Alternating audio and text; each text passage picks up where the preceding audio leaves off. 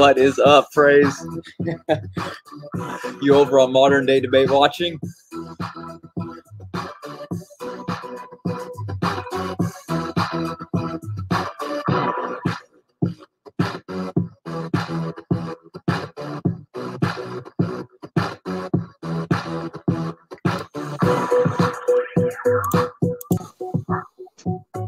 What? I'm at the doctor's surgery. I'm in the waiting room. What's going on, man? Can you hear me? Hang on, I'll turn you up. Can you hear me? Yeah, I hear you. Yeah, I'm at the doctor's surgery in the waiting room. You're there right now? That's awesome. Getting my getting my live on YouTube while I'm at the doctor's. Yeah, just hold the phone down, mute yourself. There you go. So we can hear it all. Yeah, that's it. Tell them, say, I don't want any painkillers. Hit me hard, just pull it out. Just rip the tooth out. Yeah, that's it. They'd probably go, no, they'd probably call a psychiatrist if I said something like that. All right. Yeah, for sure. Hang on a second, honey. I'm going to get the little with little white suits and put him in a nice little comfy jacket. You got to tell him. Let me get the tooth first, though. You're not taking me anywhere till you get the tooth. Anyway, I've got to go, man. Oh, okay, man. I expect you after. Later. Oh, yeah, I hope you're still there when I finish. See ya.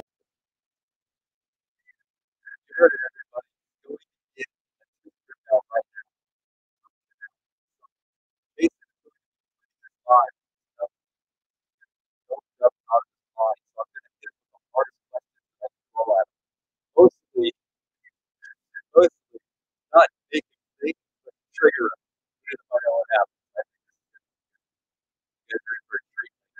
I give them probably 30 minutes. They're probably going to notice about get on.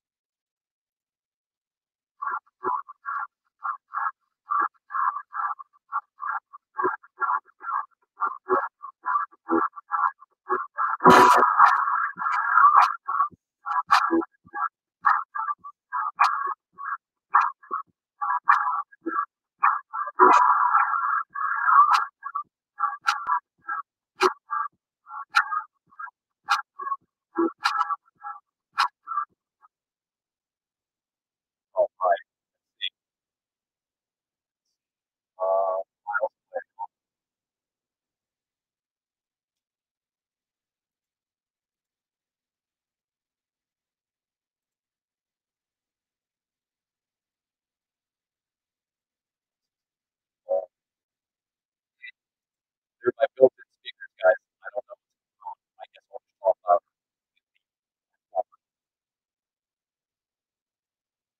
And what a mess. It's basically just StreamYard.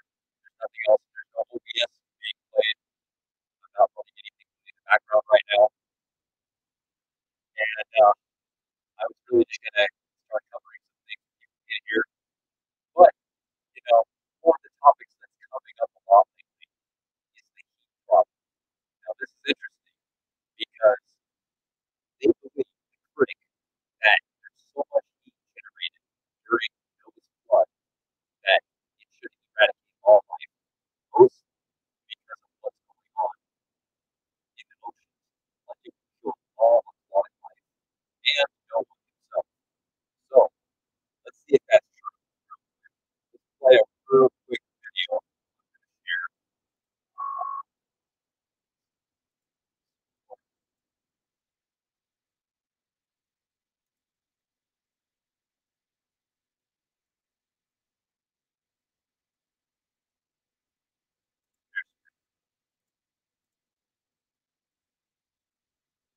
All right, how about this?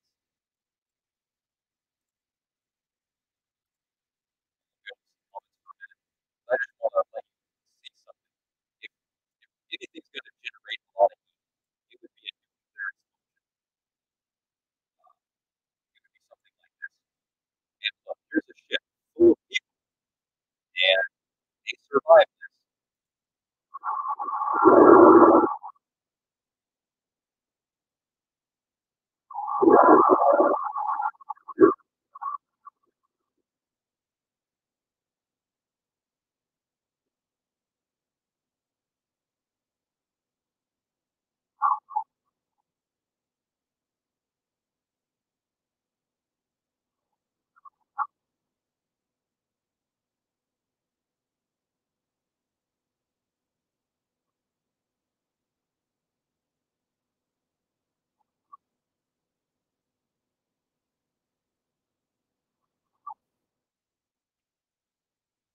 So that's the food for thought for everybody. Okay, I want to have everybody keep that in mind. Hey. Hey, what's going on? Just were you backstage long? I was showing a video to the audience. A whole half a second. You're terrible. Man, I'm on it. Awesome. Let's ask the audience if they can hear you, because I heard that my audio is distant, but I haven't heard any complaints lately. So, Let me get the YouTube channel opened up. Yeah, perfect. Because I know James was saying that I'm really soft, and when I was on Gooseman's channel, it was the same thing. And I'm like, oh, I don't know how to turn it up, but they're all up at max. Yeah. Okay. Well, they just said they hear us both now. So, and you sound clear on my side, but we're behind stage, right? We're not in the actual YouTube, so we can't hear exactly what it's like. But it's all right. Are the others going to come and join us? Oh yeah, John said he was on his way home, and when he gets there, he's going to kick in. You missed it. Jason actually joined, and he was sitting in the waiting room waiting to get his tooth pulled. So he literally hung up when he went back to go get it pulled. Oh, geez. So he'll be joining us as soon as he's back, nice and high. That will be hilarious. Yes, it will. So I'll make sure I give him the most complicated question I can think of. Yeah. For sure. I know everything that triggers them too. So that'll be even more fun. So what's our discussion tonight? I didn't even look at the title of it. I just call it RawMatt Radio. That way we can cover everything and nothing's off the table. So I read you can see the comments on the side. So if I see questions, I'll try to throw them up. Who's my next debate opponent? I haven't been doing a debate or thinking of one recently at all. Matter of fact, this weekend I have Matt Powell and Pastor Anderson coming over to film me for their new movie that they're making. And this one's going to be on young earth creation. Can the Bible be trusted when it comes to Genesis? So that's kind of going to be the thing that I'm focusing most on. When this is over on the weekend, sure, I can worry about maybe doing a debate, but it would have to be earlier in the day as well.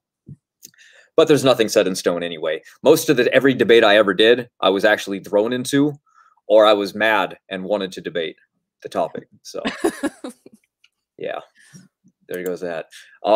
Here's a neat one. Did you know that the South American castles, pyramids that were built were actually embedded inside of all of their concrete? They have mica crystal. Now, when you look where mica is located, their closest source where they could have obtained mica from would have been in Brazil, or if they went north, they could have got it from, where was it? Hold on, I'll give you the exact location.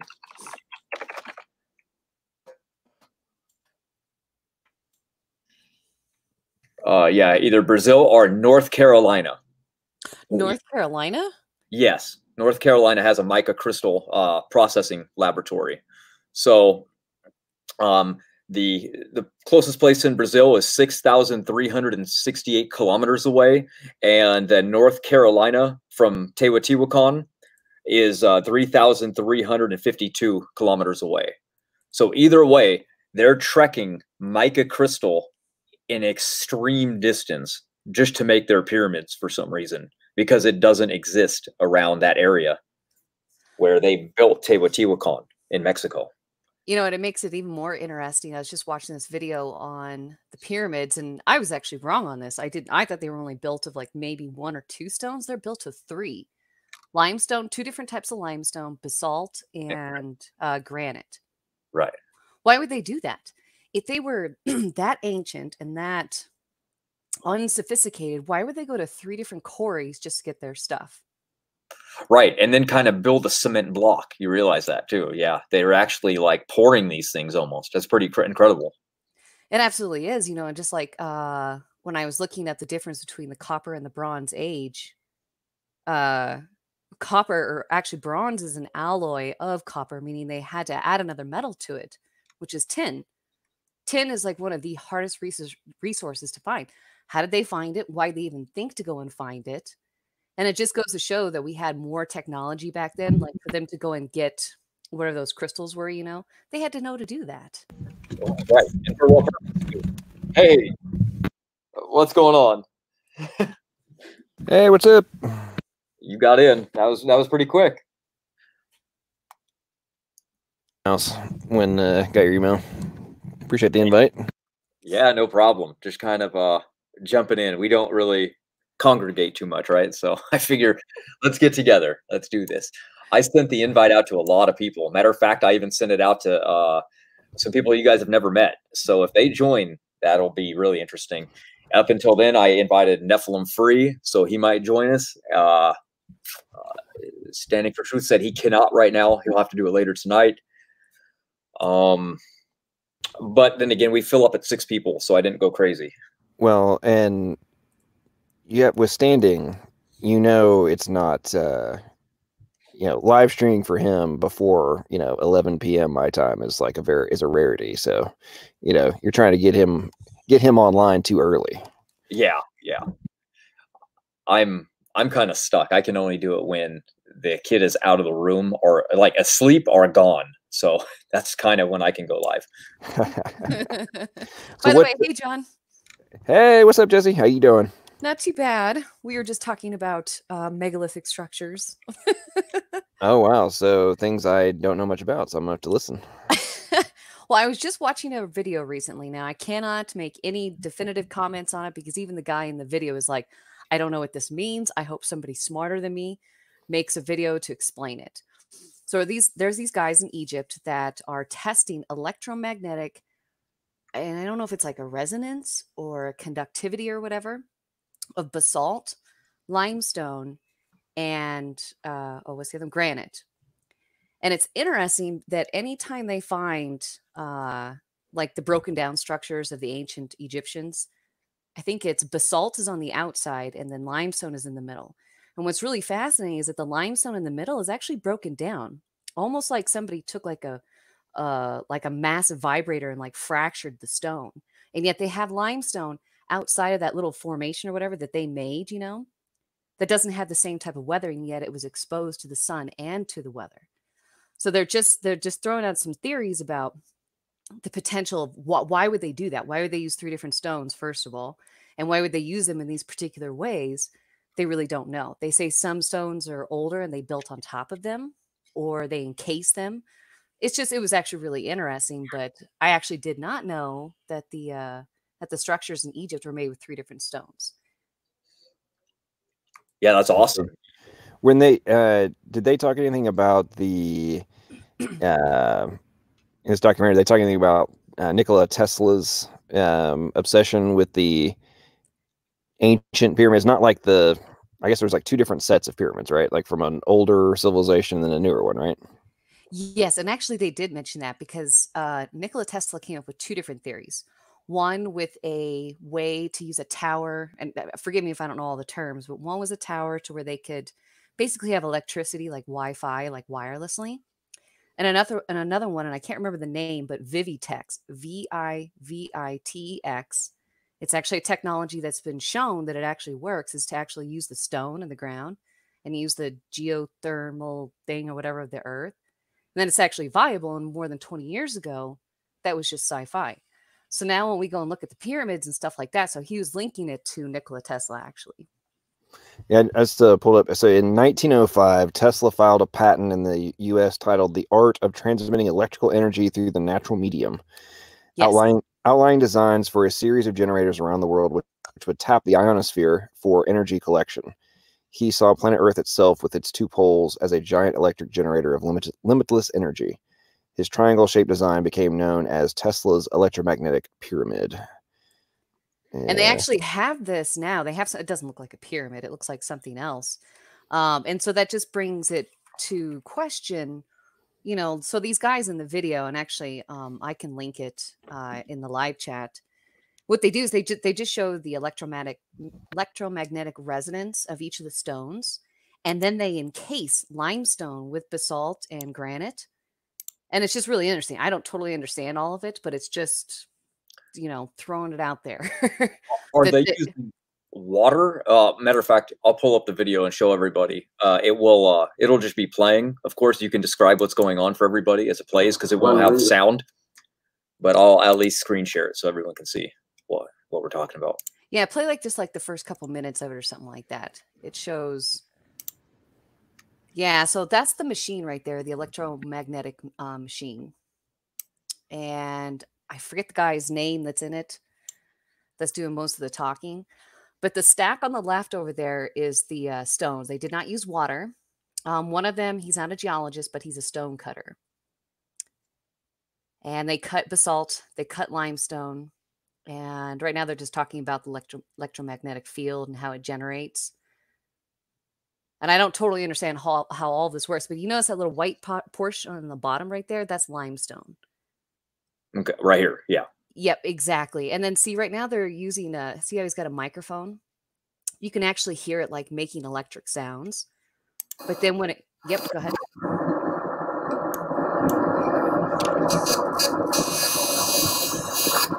Yep. The vessel is much.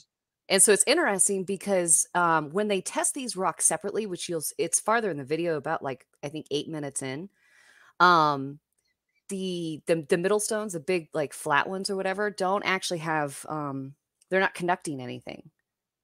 It's just really interesting, and they do kind of talk about it a little bit. I forget the guy's name in there, but it is actually a really interesting video. That's awesome. When you think about, go ahead.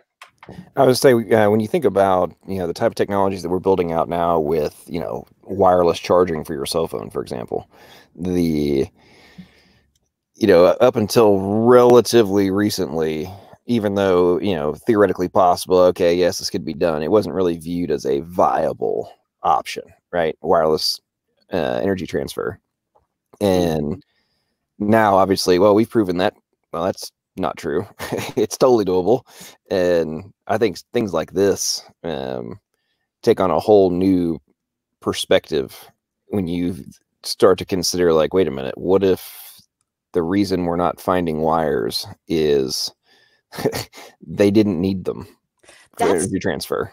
That literally by the end of the video, because he goes into why they made basically kind of like a casing, right? Because that center pole is actually limestone. And they show you, they test the limestone, like they take all the stones off. They show you that the limestone does have conductivity, and they show the different levels of the conductivity or whatever. And it's interesting that it almost seems like it's some kind of conduit, like they make a conduit. And then the guy later in the video goes to show Egyptian sites where you can actually see basalt on either side of limestone. Right now, he's showing that I'm not sure what he was doing there. Only that could work through him standing on it by holding the limestone. So it's actually showing that the limestone does have conductivity. But yeah, that's my theory. They wouldn't, if they knew that stone could do this, why would they use wires? Whoops. Yep, that's okay. Directly to the skin, it hurts. Yeah, it's like a little tingle in the finger. Yeah. It definitely. Holding this. Yeah, I'm holding this. What are you talking about? We're gonna hear the sound of the shit in the speaker. أيوة.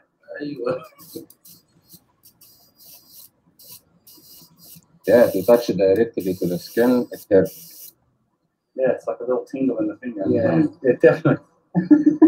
That's hilarious.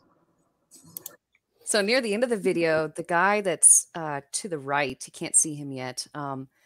He goes into his theory, what he thinks, where it might have come from, or not where it came from, but basically what he thinks that the ancient Egyptians were doing. I think it's right about there. Awesome. Well, here's some things about granite and basalt. Is they're very high in quartz crystal. Now, quartz crystal is very conductive, meaning that you can create a piezoelectric effect with just by adding water pressure.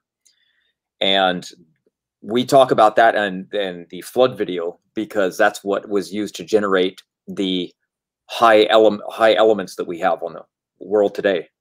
But here we go. Oh, I guess I could turn on some sound, huh? Right. Yeah. There's the walls, for example, in the Valley Temple, you realize that the granite wall, very wide wall, and the core of it is limestone. Seems like the basalt in Abu Sir also under the granite wall in the pyramid structure. The core of it is limestone and then encased with granite on both sides. Yeah, I mean, and the limestone inside is all eroded. It looks like coal. Here we have some like many opinions in that point, especially because, for example, Dr. Robert Chuck, this is cortisol, that these walls are much older than the granite walls, and when the limestone walls started to deteriorate, then they renovated it with granite, and still both pre-dynastic or pre-cataclysm. Nothing. So that right there is marble. Yeah, so they actually show like the different conductivities, like, why wouldn't they make it out of marble? And he goes in more to talk about how they wouldn't have just built the pyramids like this for no particular reason, just as a tribute to their god. No. They had a reason behind it. They're still trying to figure it out. They really don't know. This guy's just got some very basic theories, but I found the video randomly, and the guy who actually did the video, now he does believe in evolutionary timelines, but he does believe that we are missing something huge in history with all these ancient technologies and megalithic structures. Like, we couldn't have just gone from the Stone Age into making these structures. Like, it doesn't rationally make sense. Yeah, it's kind of a leap, right? I mean, you would expect to learn these skills along the way and have, pyramid like failure attempts. Or even like, here's something else that's interesting. So I was reading about a tomb. Actually, it's a sarcophagus. It's solid stone. They carved it from solid stone. Yet the doorway or the chamber that it's in, the doorway, it's like 2 feet too wide. So that means they built the pyramid around this sarcophagus. I mean, they weren't just banging their, tools or whatever, like, oh, well, let's build something like Lego blocks. No, they knew exactly what they were doing. In fact, I read another article by an engineer that was talking about it's like the domed portion, basically I forget the name of it, but it helps distribute the weight. None of the sandstone or none of the limestone is cracked from weight. And it's like, wait, and you say that these people were primitive, and yet they're all celestially aligned. They're all along the cardinal lines of north, south, east, and west. Like, how would they know that? They didn't even have compasses. That's what they say. Right. Oh, I know. What's weird is they always try to throw off the timeline. I'm not really sure why they do that. They say, well, these structures are too advanced and would have taken too long to make for a young Earth creation timeline. And because of that, these primitive people needed a long time to build them. But yet at the same time, they're not primitive when they talk about their design features. I find that pretty ironic that they have stones that are from all over the place used for these things. Pretty crazy. Yeah. Go ahead. I was just saying, it's interesting to me how much they love to kind of gloss over the sheer volume of these one-piece stone blocks that are found in a lot of these structures all over the world. I mean, it just, when you think about some of these, you know, it wasn't until, you know, relatively recently that our cranes could have moved these stones, you know, and yet they're here and they're stacked. Without chisel marks. And I think it was RJ one time when quite called on that. It was like, well, they just used slave labor or something to that effect. And I'm like, yeah, I don't care how many people you have, you can't lift. I mean, how do you lift something that a crane could not lift and move it? You can lift it, but you can't move it anywhere. And then get it perfectly aligned. So that and way it's on top of another one that's 50 feet tall. Yeah. Like, come on, man. Like, let's get real. And then and it has like a perfect seam. Like, I mean, come on. Let's be real. On I know you guys are trying to gloss over the improbability of this being done by primitive, but they had to have something going on. Yeah, and like they try to say that there was like wooden ramps going all the way around it. I'm sorry, some of these stones would have just fractured and destroyed that ramp.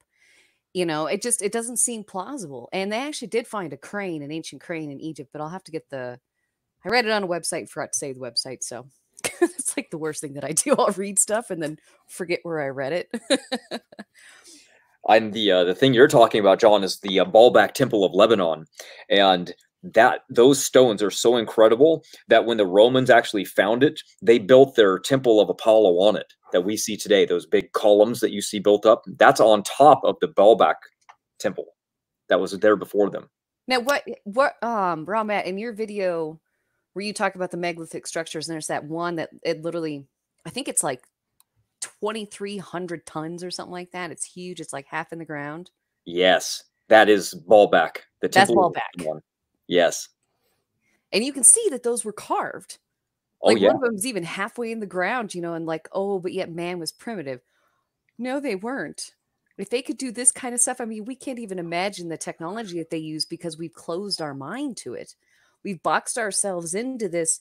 Well, but they couldn't have been able to do this. Well, why not? We lose technology all the time. That's why we have something called the Dark Ages. There's a Dark Age in every single society, at least 2 or 3 times. And then we have a Renaissance or whatever, you know, and then we gain our technology back, rediscover it. The Ancient Aliens show always cracks me up to watch. But one of the suppositions they made, I think it was about Egypt, and some of their things was they were making presenting the premise that if they did have control of electricity, then perhaps they were using magnetism to move a lot of these things, these stones, you know, basically wrapping them in iron bands, if you will, and then using super powerful magnets to maneuver them. You know how much the magnets would have to weigh? Wow. A lot. What were those heads in one of your videos, RawMatt, that was they are actually magnetized on one side, or was that another video that I watched? That was another one. Okay, so they found these, and these aren't the ones from the Olmec civilization, like the one that was on my PowerPoint when we debated RJ and Jeff. These are different. These are much smaller. They look like fat little Buddhas, and I can't remember. Literally, they have like these huge, like ridiculously sized bellies and little arms on top of them. They're magnetized on one side. Right. All of them on the same side. Like, I mean, it definitely. I don't know what they could have used, because my personal opinion is that God gave Adam and Eve language because he could speak to them. Therefore, I think he would have given them the rudimentary or the fundamentals to build, to do whatever. And we can't even say what they were given, but it does say in the Old Testament that they were masters of metallurgy. They were masters of the flute and the harp and what else, So, yeah, I don't know. There's Well, lots of theories I think that throw out there. well, I think one of the things, obviously, that is it creates an entirely different dichotomy in worldview is, from our perspective, what we view as super genius now probably wasn't even close to what Adam and Eve had, right? So when you, I find it interesting how the evolutionists try to say, oh, well, look at how much information has exploded in the last century. And it's like, okay, cool. So the development of massive amounts of technology in a very short period of time is not unrealistic. So if the people that we're referring to, Adam and Eve, and the early humans, were all equivalent to Einstein's, why is it unreasonable to conclude that they could develop technology every bit as rapidly as we have in the past century? Exactly. Right. I'm actually trying to find something. RawMatt, do you have that one from Answers in Genesis with the ancient historian Pliny talking about? Oh gosh, so it talks about records of people that I forget which emperor it was, or which Caesar or whatever, but he could like multitask. He could do like 7 things at once or whatever. And that list that you sent me, that incredible. Yeah. Like one guy could see for 126 miles from a pinnacle on the island of Sicily all the way into the bay of Carthage. And actually, when I was telling RawMatt about it, I thought it was only like 26 miles. It was 126. And this is recorded like long time ago, 2,000 years ago. Wow. So we've actually, you're absolutely right. I wouldn't say everybody was equivalent to an Einstein, but they found these detailed, super tiny little figurines that you would need a magnifying glass today to be able to see the details. Yeah, they even found the same thing with Neanderthal. They found that they were making these little coins that you could spin, and it would make it look like there's a bull that's running, and or a buffalo that was running. And the detail was so fine that they actually weren't able to see all the detail until they used a magnifying glass. That's pretty incredible, considering they could see it just with their normal eyes. And like John was saying, I think that was what was against them, is the fact that if you were to take extreme geniuses of today, let's just say that you were good at everything. Let's say you were Tesla, and you threw Tesla back a couple thousand years ago. Well, guess what? He doesn't have the ability to just walk over and grab some electrical wires anymore. He has to actually make the nail, make the electrical wire. He has to start over from everything. So Adam and Eve could have been extremely smart, but they had the disadvantage of not a lot of population of other people like them to help them create the economies that we have in life today.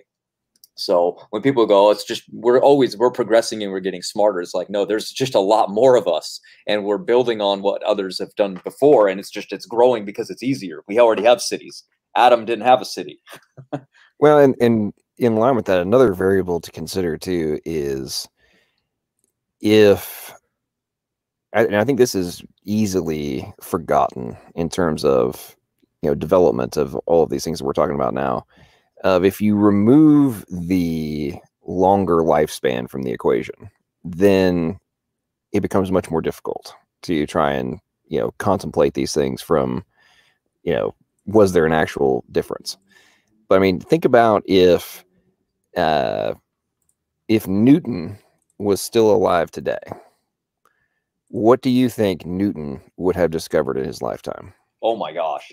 Yeah. And then, you follow the progression. And then if Newton was still alive and being able to help and, download his knowledge to Tesla and Einstein and so on and so forth, when you think about that from a cumulative effect, the amount of discoveries that could be accomplished. Because even though, yes, now we can read and, look at the different the papers and everything, right? But it's still not the same as being able to interact with that person, because there's no telling. Just again, I keep using Einstein as an example, but there's no telling what all was going on in Einstein's head, right? That never made it onto paper. And but if he was being able to collaborate with all these different folks, and collectively they could be extrapolating out, his ideas, and then, their ideas and all those different things together, but not having to have people relearn everything each time. I mean, I've contemplated this before, just like, what kind of a paradigm shift would that be in relation to ease of discovery? Does that make sense? Absolutely, because like if you think about, you guys are always talking about genetics, right? Well, genetics are directly linked to our eyesight, to our physical ability, to our mental ability, all of it, And there's one, I linked it for you too, John. It's in the live chat. Well, Pliny talks about this one guy that had something memorized to the extent of that he was able to make his own commentary in this book with referencing this other book without even having the book, because of the timeline or time frame that he lived in. Like, to be able to have that kind of memory, to be able to recall that kind of stuff. And like he does mention a new one. C.S. Lewis had a interview, and he was sitting in front of a bookcase, and this bookcase was totally full of books. And he told the interview, he said, grab a book, choose a random page, and tell me what the page number is, and I'll recite it to you. And he did on camera. Wow. Right? But that's a rarity in our time. We don't see that kind of genius, I guess you could say, but people back then, they may not have had the resources to be geniuses, like kind of like what you were saying. And also now it's more of a collective thing, which actually would be de-evolutionary, because we'd be more like primates and groups. We have to do it together when back then they didn't have to.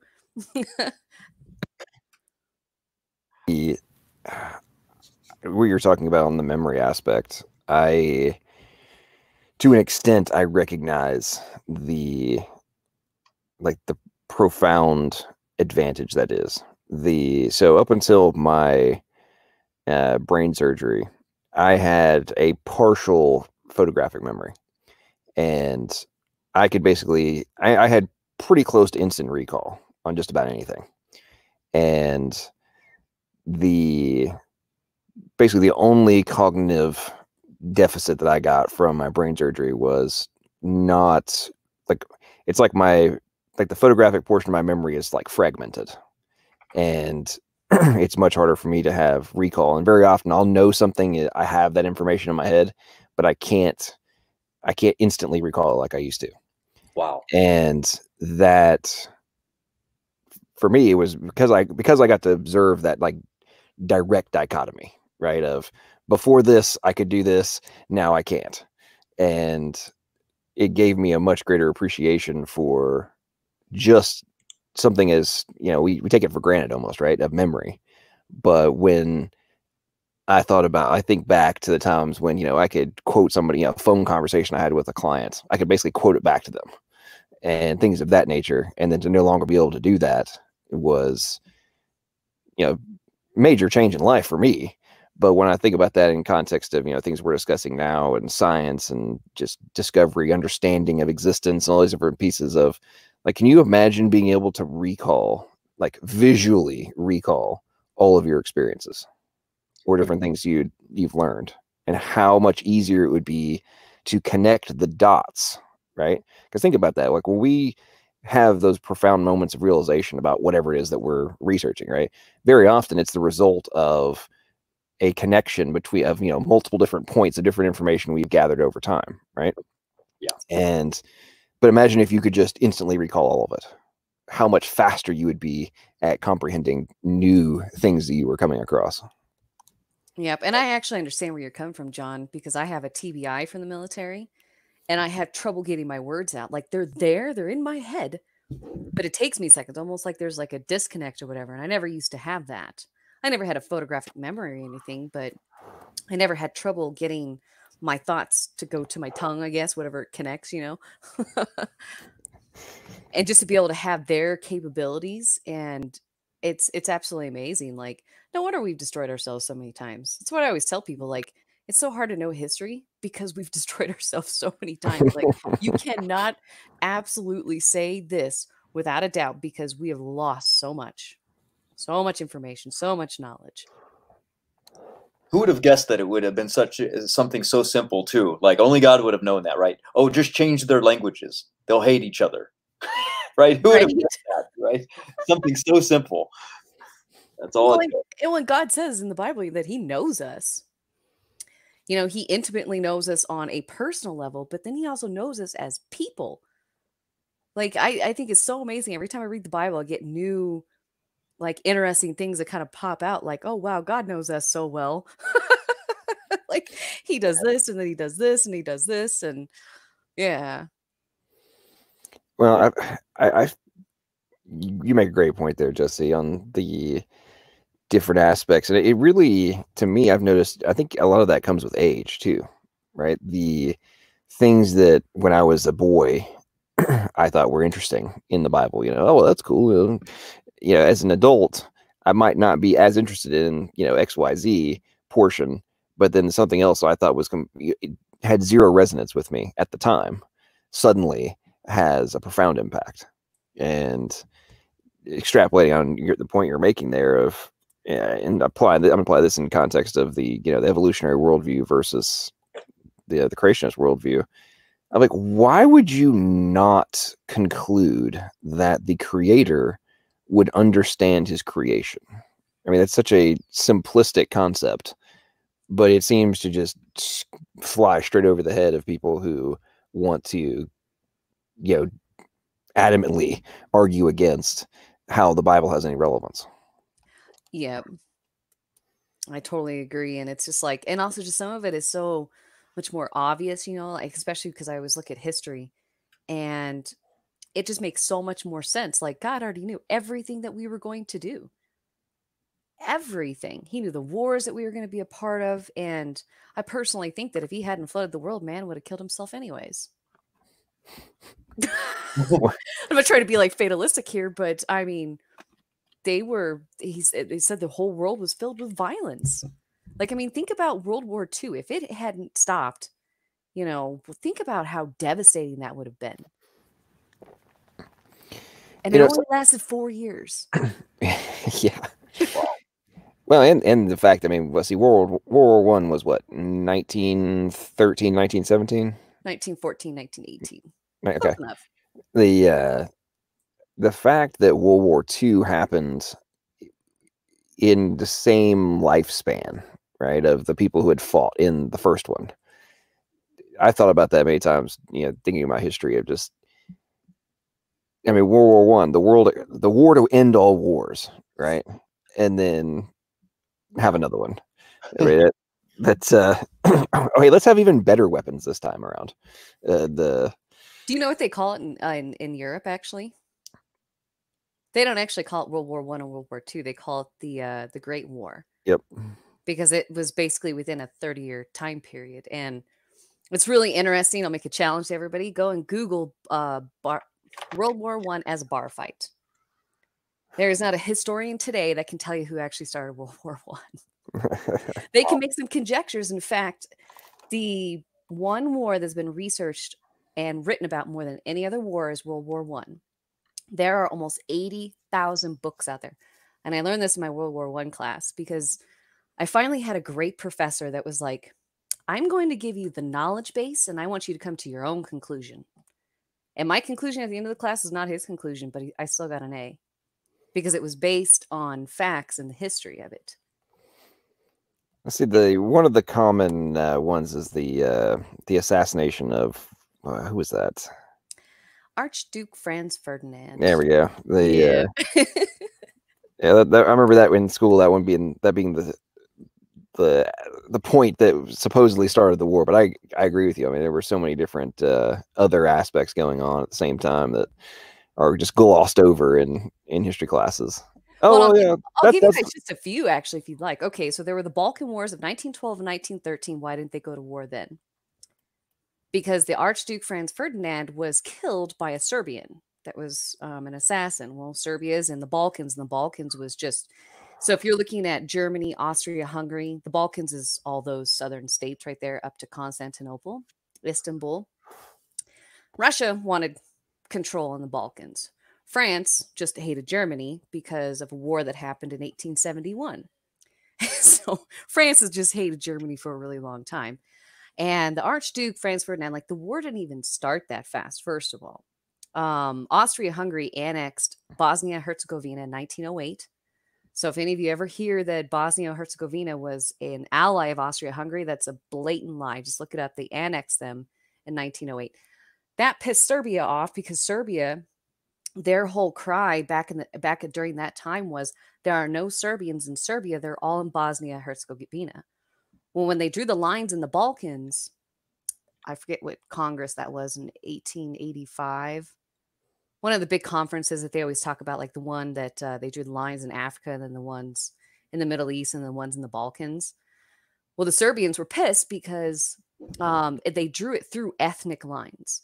Now, they kind of did it for a reason. They were trying to stabilize the region, and they gave Austria-Hungary admin privileges over Bosnia-Herzegovina. Well, Austria-Hungary wanted Bosnia. Actually, they wanted the entire Balkans, but they weren't powerful enough to do it. So they annexed them in 1908. Why didn't they go to war then? There are just so many things. Like there's another one called the Balkan Inception Scenario.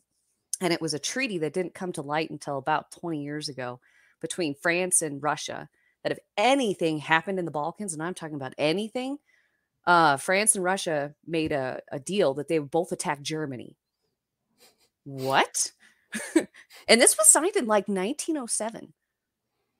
Wow. Right? So there's so much to it. Like, I mean, you could literally blame it on every single country except for Italy because they don't count. Well, they didn't even fight. They said they were a part of whatever, the Axis or Ally or whatever. I never can keep those straight. And then they changed sides after a year. They never even sent any troops. So Italy doesn't count. But it's very interesting. But World War II is absolutely explained because of World War I. Oh, absolutely. Yeah. Absolutely. World War II, I tell you, I find very interesting about World War II in context of the rise of Hitler and some of the different moves that were made. The burning of the Reichstag, and I can never pronounce that word right, but some of those different moves that were made, I'm starting to see very interesting parallels in the United States of some of the different actions that are being taken in terms of what led to the ultimate takeover from Hindenburg. And I mean, the fact that Hindenburg literally signed over his powers to Hitler. Idiot. Was just, I mean, in fairness to him, I think he was like 91 or something like that. 80 something. Yeah, he was pretty old. Okay, fair enough. I mean, he was an old man that got taken advantage of for sure. But it was interesting. I think people take for granted the fact that the relative ease with which Hitler was able to take over, even though there had been, not that long before he'd been in prison. It's like, for trying how to did this happen? This is a very short window of time from he's in jail. Well, and it's interesting too. Now he's the Fuhrer. Like, what the heck just happened here? So I equate what Hitler did in Germany, because he was able to brainwash his people in 15 years. And I'll tell you one thing, it wasn't like he was just sticking them in rooms and like that all they got to watch was these videos. And these people actually believed in him. They actually believed that they were doing the right thing. And I equate it to the evolution indoctrination that we have in America. It's the exact same thing. People actually believe that this is the right thing to believe because of how they've been indoctrinated. And Hitler did a great job of indoctrinating his people. He really did. And he was actually a moderate Nazi compared to his cabinet. His cabinet was actually more extreme than he was. No he just happened to be like the face of it and all that kind of stuff. But he did such a great job at indoctrinating his people. I think he did it too fast. That's why it failed.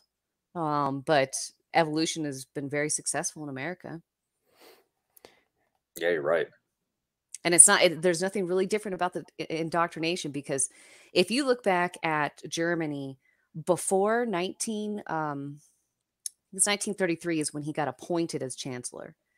I think it was 1933. Before that, Germany was actually excelling in like the arts and the sciences and all that kind of stuff. They literally changed science, changed all kinds of stuff just to try to push the Third Reich, the Thousand-Year Reich. Wow. They ignored major parts of science. I mean, it was absolutely amazing. They euthanized their own people. Now, they don't have any concrete evidence of this, but some of the soldiers that would come back shell-shocked, they have found traces of letters and documents euthanizing their own people. And this is not just including like the homosexuals or the mentally disabled or anything like that. These were the soldiers that were supposed to bring forth the new Reich. And they came back shell-shocked and they actually euthanized them. And I just can't help but think of what we do in America, you know, with like abortion and all that kind of stuff. I mean, how different is it? Well, when you really consider when you consider abortion, I believe pretty sure in the United States since Roe v. Wade, I think we just passed 60 million in the United States abortions, and then globally, I want to say it's over 300 million. And when you think about that, and you know, we talk about the atrocities of war, and you know, the deaths and everything, and I'm not discounting all the devastation and the horrific things that happened in war, but when you really contemplate the number of lives that have been erased, and you also, not only from just how horrific that is in and of itself, but then when you think about the reduction in what they would have brought to society, it's very difficult to even consider and really even truly contemplate what their impact would have been and how much different society would have been if those people had the ability to impact the outcomes. And I mean, at this point, what people from babies that were aborted in the 70s would be 50 years old now. I mean, think about that. It's a long time to have been impacting and making discoveries and writing music and all those different things they would have been doing. Yeah, we'd be all speaking German right now. You're right. Crazy times. Did you your grandparents fight in the war, World War II? Mine did. Both my grandfathers. Yeah, same. My grandfather was drafted during the Korean War, and he never even left the States. Got lucky. World War II was violent. My grandparents had a lot of crazy stories. Really violent. Yeah, both my grandfathers were in Europe, and then my mother's father went over to the Pacific as well. Yeah, my mom's dad, he fought at D-Day. I think I told you about this, Matt. When he and I went to Normandy, and that was one of the most profound moments of my life. Stand there with him as he looked out over the English Channel, and you could see it in his eyes. It was a very surreal moment. Oh, I bet. I'm like 12 years old. And I'll tell you something else. If you have the chance to go to Normandy, it is very much worthwhile. But when you come around, like the way you enter the graveyard, you like walk up this, at least back, this is 20 years ago when I went, so they may have changed it, but you walk up this like stone gravel curved area in trees, and then you walk as it opens up, and you start to see the English Channel, and then you see all the graves. And it is it's a very weird feeling when you walk onto that land. You can almost, it's like an energy. It's very surreal. Wow, that's crazy. It's one of the reasons why I don't think I ever want to go back to the Middle East. I don't want to see it again. I was there for 21 months, and I don't want to see it again. I have enough nightmares as it is. I don't need to go and see it again, even though I really want to, because there's some very cool archaeology sites there, but I'll just view them from my computer. For sure. Yeah, my grandpa didn't like talking about the war too much. I would force stories out of him with questions, and they would always end bad. I'm like, oh, okay, well, I guess that's why he doesn't want to talk about them. Yeah, my father was in Vietnam, and from when I growing up, I heard probably the same 5 stories, like my whole. He would just tell me the same ones and would never get into detail, just, gloss them over. And, oh yeah, we did this and that, and never really talked about the real stuff. And I know it was interesting, like in elections and stuff, he would get really irritated with supposed politicians who would sit there and be like pontificating about their war stories. And he's like, man, we don't talk about that stuff. Like, what are these idiots doing? You're trying to sell themselves as these war heroes and stuff. And he's like, I'm not discounting they may have done stuff, but we don't walk around bragging about it. We don't talk. That's the thing. We don't talk about it. Like, so at my college, we have a veterans lounge, and it's probably the most populated place on campus for like college students, because all of us veterans, we all get each other. We all have the same lingo and terminology. Well, for the most part, I mean, I can go into that later, but it's like kind of an overarching culture, and then each branch has their own separate culture. But we don't even talk about those stories, and yet we know what each other could have potentially went through and all that kind of stuff. But I'll never forget this. I got a security job, and I was going to be a patrol officer, and I get into the vehicle with this 22-year-old kid. He's like, "Oh, you were in the Marines? So why don't you tell me some war stories? How many people did you kill?" Totally ignored him. Didn't even answer the question. Most of the time, I don't even tell people stories until they get to know, one, what job did I do? Because there's a lot of inaccurate info that, all of us are infantry, or there's actually something you can actually YouTube. It's called 15 Things Veterans Want You to Know. We want you to know that we're not all soldiers. Like, don't call me a soldier. I'll punch you in the face. It's supposed to be a nice channel, but we're not soldiers. That's not who we are. Just like you don't call a sailor a soldier. It's not what they are. They're a seaman or a sailor, whatever you want to call them.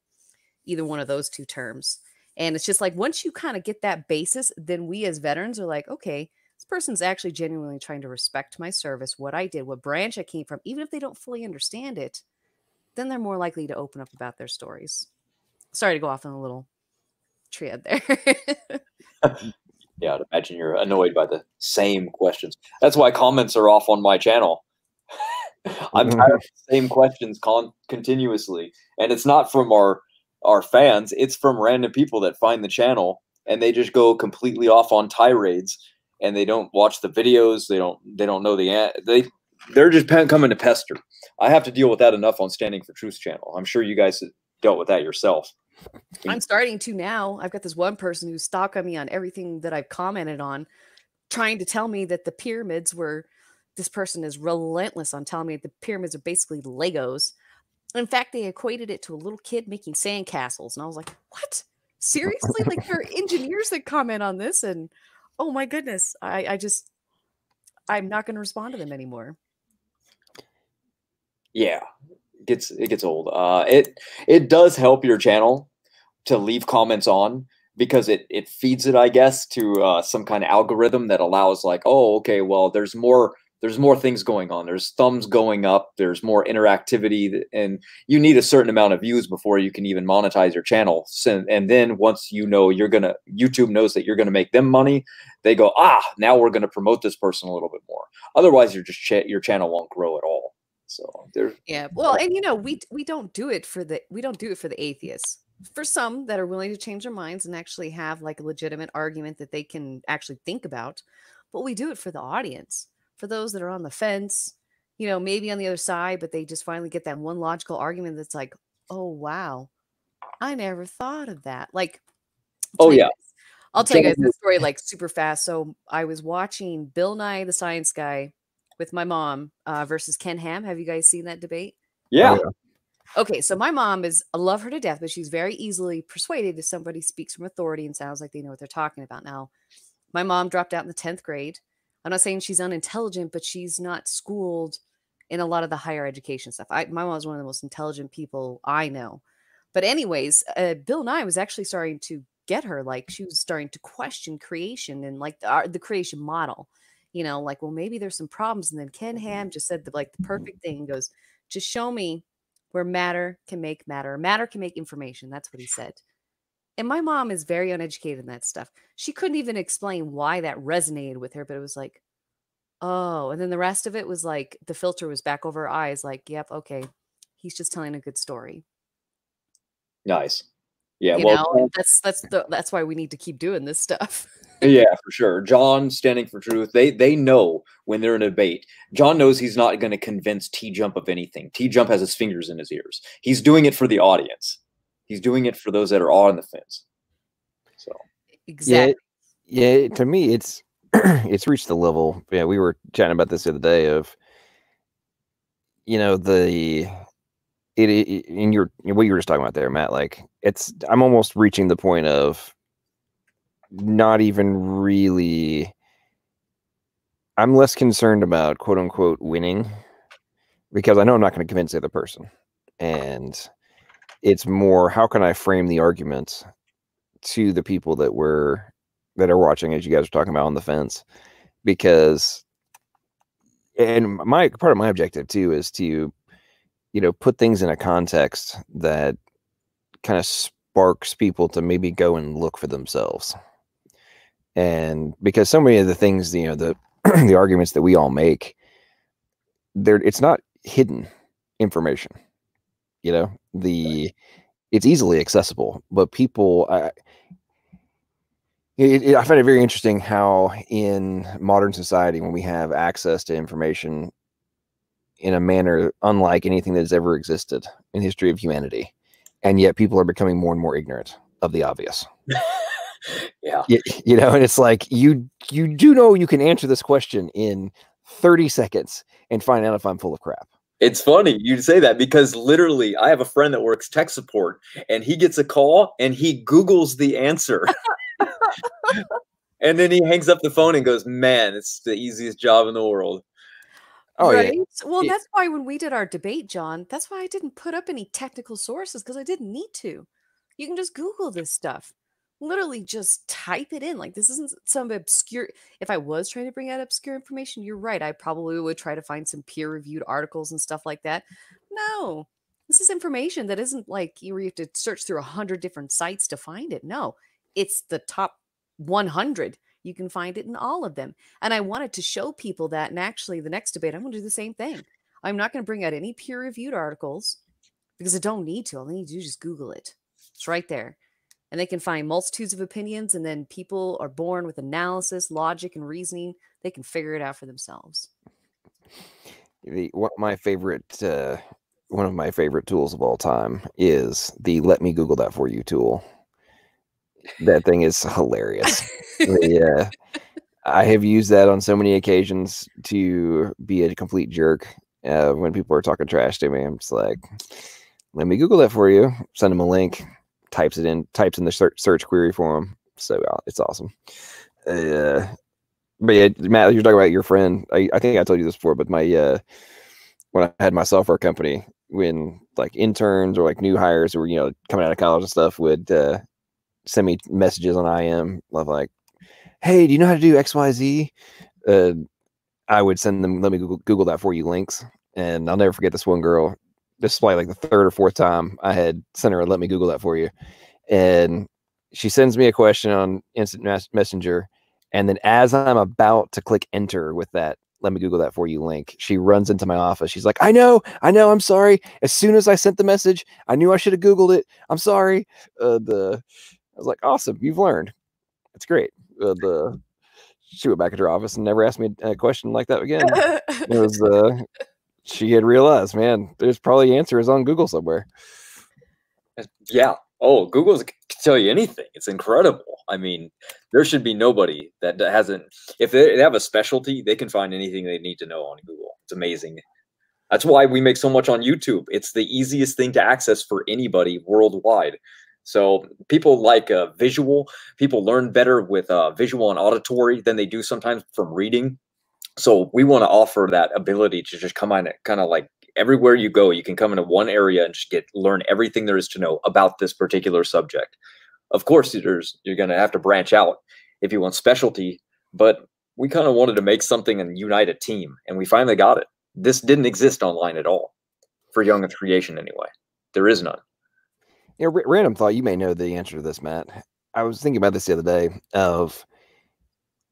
I know all of us, for sure, on a daily basis are looking for something new. Like we're learning something new every day, right? Yeah.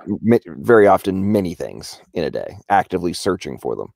And I was contemplating this the other day of, I wonder how many people are actively doing that. Like what percentage of people are consciously attempting to learn something new or to expand on the foundation of something they've already learned? Very few. Yeah, that's a good question. Just Google that, huh? I'm going to Yeah, arbitrarily yeah. tell you very few, because I was, well, just after listening to these college students, you know, and most of them are fairly young, and I'm not trying to bash on younger people, but even the older people are this way too, you know. They just take the information, they take their test, and then they forget about it. And even in their jobs, they don't try to exceed and go over the bounds, or like, you know, they just learn the basics or up to a technical degree, and that very few people go any further. That's the reason why we have very few like new, say, technical manuals coming out and all that kind of stuff. You know, that's why we don't have a lot of that coming out, because people just don't do it. So I'm going to arbitrarily say not a lot of people. That's Right. the part about our model too. Our model of young Earth creation now is very complex and kind of convoluted in ways, and it's really hard to dumb it down. And I've tried as hard as I could in making videos shorter, giving visuals to describe it, and you know, it takes a lot, really. So I can see teachers' frustrations because we have a generation in the society where like they keep lowering curriculum levels to make it so that kids pass, rather than making it harder and saying you better try harder. Instead, we lower it. Right now, you get participation awards just for showing up. It's unbelievable. Well, and you know, and I was just talking to my roommate's son, and he's 14, and you know, of course, they closed everything down March 16th, and he was really struggling to do his classes online. He goes, because I have nobody to ask questions. And then you have a timed test where you have to memorize the information. He's not learning anything. Yeah, and I told him, I was like, well, what would you think about, you know, like if they kind of made you write a paragraph about it so you could engage yourself in the subject and, you know, describe that kind of stuff. And he goes, actually, I would have liked that a lot better. But they're not doing that because that's not what they care about. All they care about is showing test scores to the state so they can get more money, you know. And yet these kids don't actively engage in the subject, meaning they can't defend it. And I'm not talking about creation versus evolution. I'm talking about why even geometry works, right? They can't defend it. All they can say is, well, I just know the equation. Oh, it's horrible. My sister went to college in Nevada, and she went to be an RN. She's like 5-6 years into college, and she's singing the things that she needs to memorize for the test on what bones are connected to what bones. It's literally a song she's singing that she found on YouTube so she can take the test. So there you go. And isn't it sad? And you know, it's funny too, is when they actually get out into their job is when they actually start to learn the in-depth properties of it. Like, you know, like me as a teacher, what I really wanted to do with my students was, I know history is boring, but that's because teachers make it boring. They don't make it sound fun, you know? And, you know, I tell them, okay, pick your favorite person in history. I don't care if it's a gangster, pick them. Write about them, learn about their history, because guess what? They're going to be learning about the times. They're going to be actively engaging in a historical event, and or tell them to pick a war or their favorite philosopher or their, you know, whatever, just so they actively engage with somebody that they feel like they're like-minded with. And I'm not going to make them take a test on when was the Civil War. Who cares? I can tell you, even me being a historian, I can tell you within about 5 to 10 years, because I always forget the exact date. You know, but some people are off by hundreds of years because all they were told was just take a test and check a box. Yeah, when I equate my personal love of history with a teacher I had, Mr. McBride. And we were talking about like on what was going on, right? He, instead of making, we had to learn the dates and, you know, the different events and the timelines and all those kind of things, but he put it all in the context of, you know, the socioeconomic issues that were surrounding those events, and really tried to help us to think about things from the perspective of the people at the time. And to me, that made things way more interesting. You're really trying to engage yourself and almost, you know, do some mental time traveling and to imagine and envision what would have caused these things. How were they thinking? Why were they thinking this? How is it different than how we think now in our, our society in the modern era, things of that nature. And it made it, to me anyway, it made things much more interesting and really brought history alive rather than it being this boring, okay, yeah, cool, that happened. It was wow, that was awesome. And that's what I want them to do with the Bible, though, with these stories. Like, I just want them to bring it alive. Like, I've seriously thought about like finding the richest person I can find and be like, hey, help me digitally recreate the time of Adam and Eve. Wow. They were married, right? And yet, they had to have gotten into a fight after they got kicked out of the garden. How long do you think they didn't talk to each other? A month, maybe? Woman, you gave me that apple. I ate it for you. It's your fault. Exactly. And then he was like, God, it's your fault because you gave me the woman. Right, there goes the blame game. But I mean, think about it. Put yourself in their shoes. Like, Eve had no mother to ask for advice, right? That's another reason why I think God gave us more information than we tend to. Maybe not us here standing for truth, but others, they don't think about the type of information. Adam had never birthed a baby before. How did he know what he was doing? Right? But I mean, think about all of that. It's absolutely amazing. And then they see death and destruction from the animals for the first time. They hadn't had the fear of God put into them. But think about that. They knew that they were put into a perfect creation. Then they sinned and they were kicked out. And they saw angels guarding a place that was supposed to be their sanctuary. And then they start to see animals solely over their, I'm a romantic, so I think that Eve died on the same day Adam did.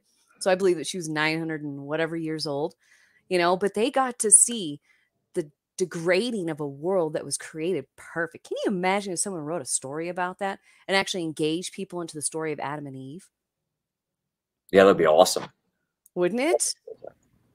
Yeah, we definitely kind of take that for granted of what I would say there's never been a more stark dichotomy that has ever existed, right? In the context you're putting it, like, yeah, so on a daily basis, I used to get to walk and talk with the almighty creator of the universe, and then, yeah, that stopped. Well, like we can even put it to the Israelites in the desert after they had the Exodus. God was a pillar of smoke by day and a pillar of fire by night, but yet in 40 days they went and, worshipped a gold calf. They had God walking with them. In fact, one of the chapters even says that I think it was only Moses that saw the strap, the heel strap or whatever, I think is how it says it. But God walked past them. He was there with them. That's why it always kills me when people are like, oh, I need more proof. And I'm like, no, you don't. You just refuse to believe because there's tons of proof. The Israelites had the proof right in front of their face, and yet they still went astray, and they had to be not cursed. What's the word I'm looking for? God told them to wander for 40 years. Right. That's pretty much a curse. Yeah. Well, it wasn't a curse. It was like when you get mad at your kid, what do you do? Oh, discipline. It was a discipline. Yeah. For 40 years, he said not a single in this generation. And yet they walked with God. He was there. It's things like you're describing that always kind of entertain me when folks like Matt Dillahunty talk about, why have I not gotten my road to Damascus experience? And it's like, yeah, man. So Saul was on his way to kill Christians, and then he got to stand in the presence of the Almighty and did a 180-degree reversal. And you say that if God gave you one of those experiences, you would think you were hallucinating? Yeah, I think not. Yeah. Right. And everybody's experiences are different. So I read about this because I had an atheist that said the same thing to me. He had some weird heart disease where they had to literally shock his heart, stop it, and restart it so it would not do a reverse beat. This was 10, 12 years ago, so I can't remember the disease, but I'm sure that he was very much overweight and had some very big problems with his heart. Anyway, so I read about this doctor that wanted to experience death. So he signed this whole thing, legal documents, and had nurses stop his heart along with the doctor. And when he came back out of it, he was crying because he said, I didn't see a light at the end of the tunnel or anything like that. He goes, I just went to this place of infinite love. That's all I felt. And it was not like I could see anything. It was just infinite love. He became a Christian after that. Wow. So not everybody's experiences have to be a light at the end of the tunnel, or a road to Damascus like Saul of Tarsus. That's not, because my friend, he asked me, why didn't I see a light, and I said, because you're not ready. When you're ready, God will reveal himself. Saul was ready. That's my personal opinion. I think Saul was ready at that time to believe. Yeah. A couple years ago, I went through a little phase where I probably read 15 books on near-death experiences, and some of that stuff is extraordinarily interesting to me, anyway. But it's a random sidebar in relation to science. I tell you what, a huge portion of those people's experiences sounds like they're going through a wormhole into to an additional dimension. That's what it sounds like to me. Which I think is rather interesting when you consider I think in string theory, they're projecting somewhere between 9 and 23 dimensions outside of the ones that we experience. And to me, when you really kind of think about that, of like, okay, cool, so I'm currently limited by this physical form that I am in. But if my consciousness will not be bound by matter, then I have the ability to experience things on a whole new level. Because like all those, not all, but a huge percentage of those people talk about how there's like all these additional colors they can't describe and smells they can't describe. Like it was something there's nothing like it here. Yeah, it's usually some of their response. And one of the things I've always thought was very interesting is they talk about how everything, the ones that have actually seen things, talk about how everything gives off light. And to me, that's always put Paul talking about, we see through a glass darkly, and we're seeing just a shade of what existence actually will be. And I've thought about that of, and this is where like quantum mechanics gets very interesting to me, and like entanglement and those different factors. But if I am not bound by the physical constraints, then there's nothing that forbids my consciousness from being able to be anywhere. And obviously God already has that power, right? But if we're going to be able to have the same type of, not necessarily the authority and control of God, but the ability to experience things simultaneously, if you will, because we're no longer bound by time. To me, that makes the next level of existence extraordinarily interesting, number one. But number two, it completely eviscerates the standard argument from the atheist of like, oh, well, eternity is going to be so boring. I'm like, really? Have you not thought about this? Like, you guys wonder, why did God make the universe so big? And we're just on this little dinky dot. I'm like, okay, let's think about this for 1 second. You only think it is big because you are bound by space and time and the time factor to travel to go see something. If you remove that barrier from the equation, then you can think and be wherever. And now the universe is still massive, but the premise of being able to go and experience it takes on an entirely different level of perception. Well, and John, if you think about it, like Adam and Eve were actually created not to die, right? What would have happened if they hadn't sinned? Right. Wouldn't we have moved out and, gone into the universe that God made? And I'll tell you this, the moment I get to heaven or with the New Jerusalem or whatever, I am definitely going to ride on the back of a sauropod. You know what movie I think you need to watch, John, is it's called The Theory of Everything, but it is not the one with Richard Dawkins, or what's his name? Not Richard Dawkins. Neil deGrasse Tyson? No. The other famous guy that had the really bad disease that had to look at. Hawking. Hawking. Okay, don't look up the one with Hawking. You actually have to type in The Theory of Everything and then type in Christian movie. It's super B-rated movie. The acting is absolutely terrible, but this guy tries to prove God on something called the eighth dimension or the 16th dimension. He's a mathematician.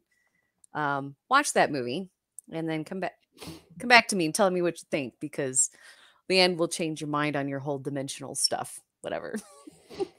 It's really the point you made about the immortality, and I've actually thought about that before on multiple levels. Number one, when you consider the from a total surface area perspective, the very small percentage of the land mass that humans actually occupy on our current planet, we could have a whole boatload more people and not even be close to covering the planet. So that's one factor.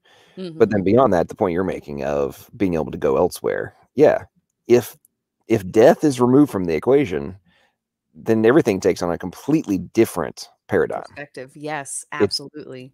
It's completely different. And we view everything through this 70, 80 year prism.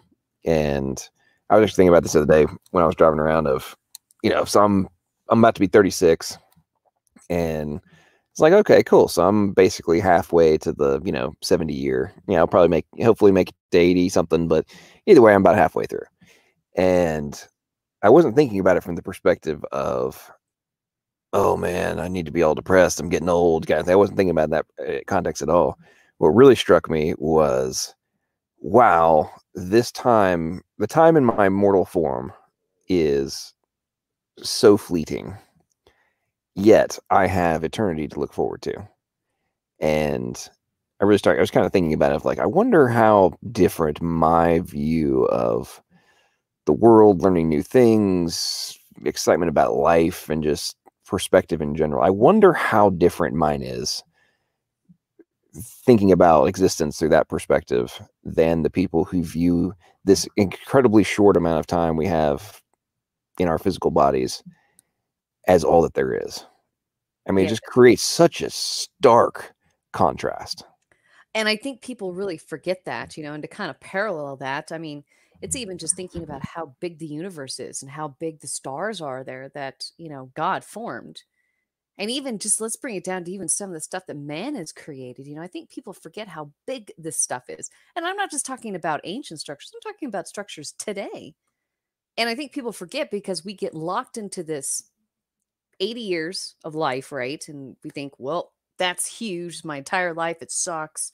This year's terrible. This year's bad, whatever, We forget how fleeting that is and how quick it is. And just imagine how we're going to view things when we get to heaven. One, it'd probably seem more magnificent, or maybe just, I don't know, maybe all that knowledge will come into us and God will let us know how he created like 90% of it. In line with what you're talking about of the potential knowledge download, right? The thing that always cracks me up about and I love your thoughts on this too, Matt, the standard who designed the designer argument cracks me up to no end. I'm like, can't even explain our own existence. And you think because we can't, that means that we would, if we can't answer that question, how in the heck do you think we could possibly answer the question of how the being that enabled us to exist exists? Well, and the thing is, I've heard it in different philosophical debates. God is immaterial, timeless, spaceless. Well, that's like improbable to humans. Like, if you tell them there's nothing in that box, they'll be like, no, there's got to be something. There's got to be something. Just like God has to be something, especially in this new age of reason, which I don't think is the new age of reason in any way. I think it's the new age of stupidity. They have to try to define stuff that is not definable, and they can't. It's, just like I said, they can't understand nothing, right? Well, they can't define God. I hope that made sense. No, I know what you mean. I mean, it's a concept that we don't really grasp because we've only ever existed in time, right? We don't have the perception of what it could ever be like because we want to know when something happens. We think both forward and then we remember things back in the past. Well, without it, we can't even fathom that. God's outside of that. That's why he takes his prophets both forward and backwards in time. It means nothing to him. And we can't grasp that. It's outside of our comprehension skill. We can try as much as we want, but it's really hard. It's kind of like we can envision a lot of things. if we want to envision invisibility, sure, we can do that. Our minds can be able to grasp that concept. And I think we can do that because we can watch movies like The Predator. We can, just go, okay, well, I can't see it, so therefore it's invisible. It's like the wind. But when you start getting into the concepts of there's no time, well, now it's a whole different ballgame. That's exactly what I meant. Like, with him being spaceless, timeless, and immaterial, we are material. We are in time. We are not timeless. Like, and it's just a concept that they can't understand at all. And so they have to try to answer it. And of course, there's definitely a huge agenda behind it. But hi, Jason. Oh, hey, how you going? How you doing? How's just getting ready still. All right. Yeah, just doing fine. Jeez, right. I just got some antibiotics, so I have to go and get make an appointment with a dentist. Wow. Yeah. What'd they put you on? I left it out in my dogs are drinking at the moment, so if you hear that in the background, wonder what that is. That's them having a drink out of the water bowl. There's I don't know, meta something, blah, whatever, and clavulanic acid and amoxicillin, which is together in one tablet, and then there's another antibiotic as well, so I've got to take two at the same time. I thought I've got to take one 3 times a day and the other one twice a day. Antibiotics. I was thinking that they would have put you on some kind of pain meds, that's all. Well, antibiotics will get rid of the pain because they'll kill the cause of it. So yeah, no. Not very well, but yeah. Yeah. Oh yeah. Well, they sort of do because they get rid of it pretty quickly with me. Like I heal pretty fast. When I get these things, if I get the antibiotics, it heals pretty quick with me. So I'm lucky. It's like I'm not one of these people that has problems, and I don't get ulcers that take weeks or months to heal. Or everything I get seems to heal quick if I catch it, because I always catch it early. That's why. Right. Yeah. Most people wait until it's like the size of an egg on the side of their face, and then they do something about it. That's more fun. Yeah. Yeah. Anyway, so what are you talking about health and the Bible and stuff like that? No, we were actually, John was talking about the concept of God and time and yeah. Yeah. Yeah, well, yeah, that's right. Time and everything couldn't exist and before God had to create it anyway. Had to be created. Time and space. Yeah. Well, there had to be nothing. I know that. The critic is always saying how eternity is going to be boring, but we can't fathom eternity. See, we think in a linear progression, right? 1,000 years is a really long time to us. And eternity sounds incredible to the point where you don't want to have anything to do with it, right? If you're bored after 20 years on life, imagine 100,000, right? So it's the concept. Or 100,000 billion. Right. The concept to them. Yeah. But with no time, that's another concept altogether. Well, there's eternity where you can have rest and peace, and then there's another eternity where you get no rest or peace ever. So make your choice. That's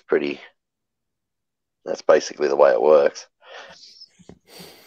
Yeah, it really is a interesting premise to me of how in the evolutionary worldview, what are they at now? Is it 13.8 billion? Is that the current? I thought it was 13.4. They added 4 more. I was 13.4. Okay, whatever. I forget. It's changed so many times. 13.7. That's 13.7 with some 13.9, 13.8, 13.2, and then some say stuff like Ken Hovind says, and I always laugh at this. They say stuff like 13.79, you know what I mean, or 13.78 or 13.47 or something like that. It's like they had someone there to record when it happened and stuff like that. It's really funny. Yeah, I think it's interesting how there's the premise of future time or time not being relative anymore, or relevant anymore from our perspective. But will love to come up with things like, these billions of years, which are also incomprehensible by humans. Like, we don't actually have any real oh, it was a billion years. Like, we don't even know. Like, we don't have perspective on what that is, number one.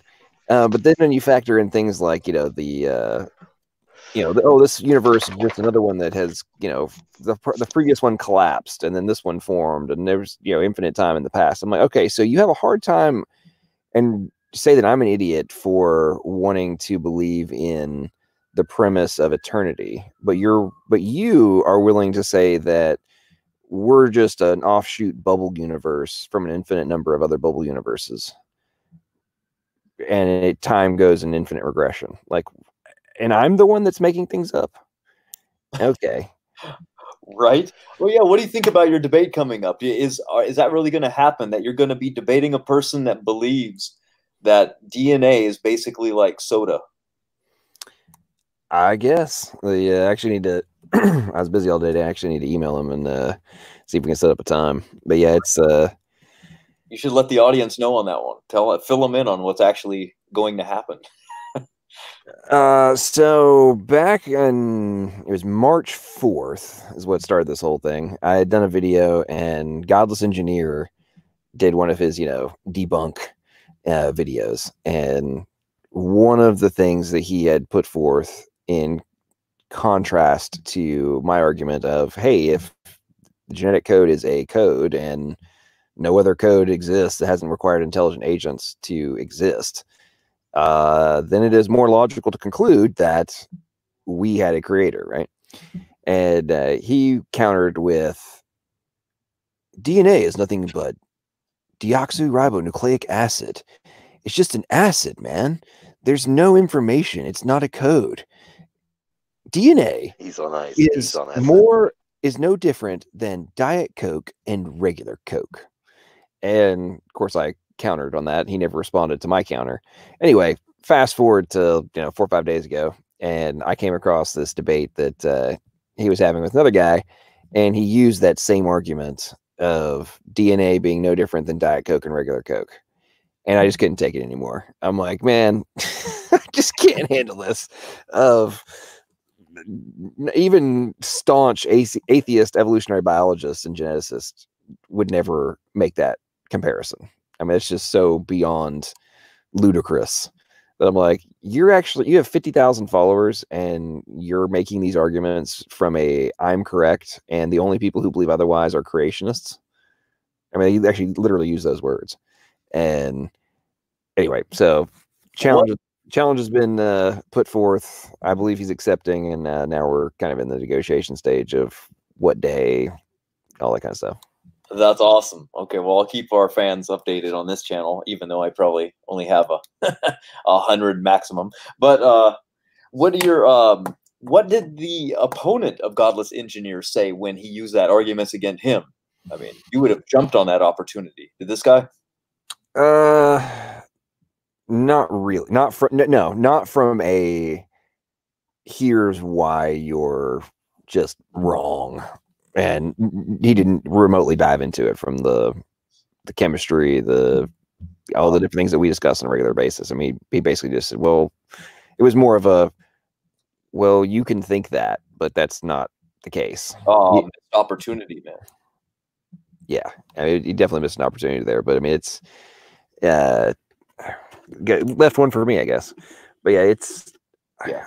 I honestly just don't understand how. I mean, I know why the atheists.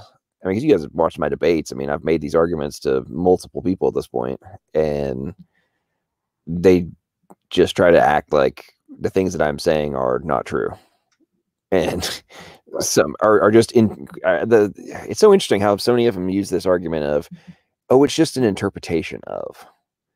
Right. And I'm like, do you realize what the word interpretation means, right?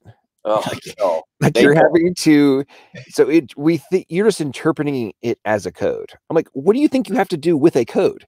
You have to interpret it. By definition, it has to be interpreted. That's the whole point. That's right. Code. Like, I don't know how you can make the argument that something that you have to decode is not a code. I mean, it's literally the process. They have Encode. to make it simple. They have to make it simple though, because otherwise it doesn't fit their narrative. Well, I agree with you. It doesn't fit the narrative, but it goes, in my opinion, it goes another level of if they accept that it is true, then because a lot of these folks that we engage with on a regular basis, because they also argue from the philosophical perspective. I think that they, maybe even more so than some of the, quote unquote researchers and stuff that are diving into this stuff, they recognize that the admission of the genetic code actually being a literal one completely eviscerates one of their fundamental defenses against the philosophical arguments for the existence of a higher power. And it's interesting, several of the first videos I did were all about how like evolution is whether or not they admit it or not, evolution is a fundamental component to the atheist worldview. They argue, they scream loudly that it's not. It has nothing to do with it. And I'm like, yeah, well, okay, so life cannot exist without an intelligent agent. Go. And you're telling me that doesn't eviscerate the foundation of atheism? I mean, what are your options at that point? Flying spaghetti monster and aliens, or God? Like, what? Those are your options at that point. Even aliens had to. Right, but then exactly. Then all you've done is kick the can down the road.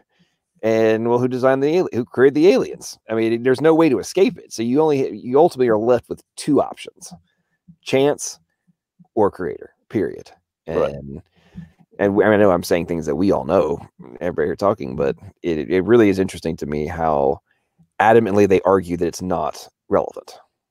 Well, it's actually kind of interesting is because I was watching this one YouTube video and people were arguing, oh, he said the wrong thing. There's not just two different views, evolution, atheism, and Christianity. I was like, actually, there is, because no other religious text in this entire world besides the Bible actually talks about science, creation, and the beginning of the world.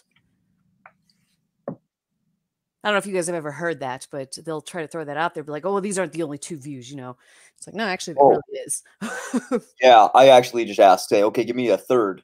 And then the only real option they've ever given is we're in a simulation. I go, really, who created that? And they're starting over again, Oh, I always get the idiots that are like, oh, the Epic of Gilgamesh. And I was like, that is not a creation story. I was like, that's just a story that's midway in whatever world, Gilgamesh actually lived in, like that time period and all that kind of stuff. And I was like, that's not a creation story. I was like, give me a creation story like the Bible. You can't produce it. Matt, we're talking about the simulation. I actually don't have a problem with the simulation premise. And honestly, the more I learn about biology and the fact that all of our cells are like microprocessing computers, I'm like, so basically I've got a physical avatar that my consciousness is being able to experience this level of existence in. Okay, cool. Got it. I mean, because what is the simulation? I don't know what that is. Sorry. Matt, do you want to take that one? Yeah, it doesn't matter. It's just real quick. It's one of the models that they say we're living in a simulation. Basically, like you're playing a video game and it's Sims. Well, the Sims is the world. And basically, we're left and we're not being controlled by anybody, but it's just left to its own accord. Basically, it's playing it out as a simulation, like the Matrix, for example. Oh, so like the God of the universe created the universe and now it's just kind of gone. Like on. Yeah, I believe so. Is that right, John? Yeah, there's different versions of some of them are, it's just running. Others are, we're in a simulation. The higher power exists and it's just watching us. I'm like, okay, how is that really different than okay, whatever. But like I said, the thing that really gets me in the context of especially as we become adults and everything, we really start to really appreciate and understand like our bodies, right? And how they work and what our capabilities are and our limitations, all that kind of stuff. But the older I get, the more I realize the separation between mind and body, and that the growing limitations as I get older. Oh man, my knees hurt like heck. Oh, I used to be able to I joke about this. I used to be a white guy that could jump, and it's like I was, but now, good Lord, I'm worse than Woody Harrelson in the movie, and but you think it's like, but that hasn't nothing about the deprecation of my physical body has had any real impact on my consciousness, right? And I've actually need to ask my parents about this, of like, how does that metamorphosize as you get older, right? Do you become even more and more aware of how profound your consciousness is as the capabilities of your body decline? So I have a different answer that has nothing to do with that kind of stuff. People always talk about wisdom. Wisdom cannot be gained unless you make mistakes. That's the reason why we always look to our elders for wisdom. It's not because they're educated and all that kind of stuff. No, they're wise because they've made mistakes and they can say, hey, don't do that. I've been there. I've done it. I know the consequences. So I think it's more that than it is some kind of like out of body, like, spiritual things or whatever, Yeah, I wasn't necessarily meaning the like out of body. I meant just more being aware of consciousness itself. Like, for example, I'll give an example. For me, the other day, I was out driving around and I was in where I was just beautiful. And I remember I was outside my car and I was watching these geese flying around and looking at these clouds and everything. And it really just struck me that I was standing here being able to observe this. And just the premise of like, I'm looking out of my body at this stuff, and the whole concept of like, in gaming of like first world or point of view, first person point of view, right? And I'm like, I am literally doing this right now. I'm looking at all of this stuff and I'm aware of it. And I know that's a very simple concept, but it's one I think that we take for granted very often, especially when we're tied up in the word I like to use of the urban jungle, right? We get completely distracted by the profoundness of our ability to observe, contemplate, and consider the things that are around us. So I'll tell you this. When I was in high school, we used to go to elderly homes and go and sing because I was in a choir. And that's not what they're contemplating. The pain in their bodies, the loss of memory, all that kind of stuff. As you get older, it actually degrades and gets worse. And that is not what they're thinking about. Some that actually retain a clarity in their mind, maybe. But there's been a lot of elderly in my family, meaning not just elderly, but they've lived a long time. Like my great grandmother was 97 when she died. And she wasn't trying to think great thoughts or anything like that. Like, in fact, the world actually gets smaller to them. It becomes confined to their house because their body gets confined because they can't move as far. And so their perception, like their world gets just shrunk down. It's kind of hard to explain. Do you know what I mean? Oh no, I definitely get where you're coming from on that. And I would say there's probably a balance, right? Of at the tail end, right? I agree with 100% with what you're saying there. I'm talking about like those different, the different stages of life, right? I don't know, we're going down a philosophical existential concept here. I'm thinking because in that stage, you're much more back to the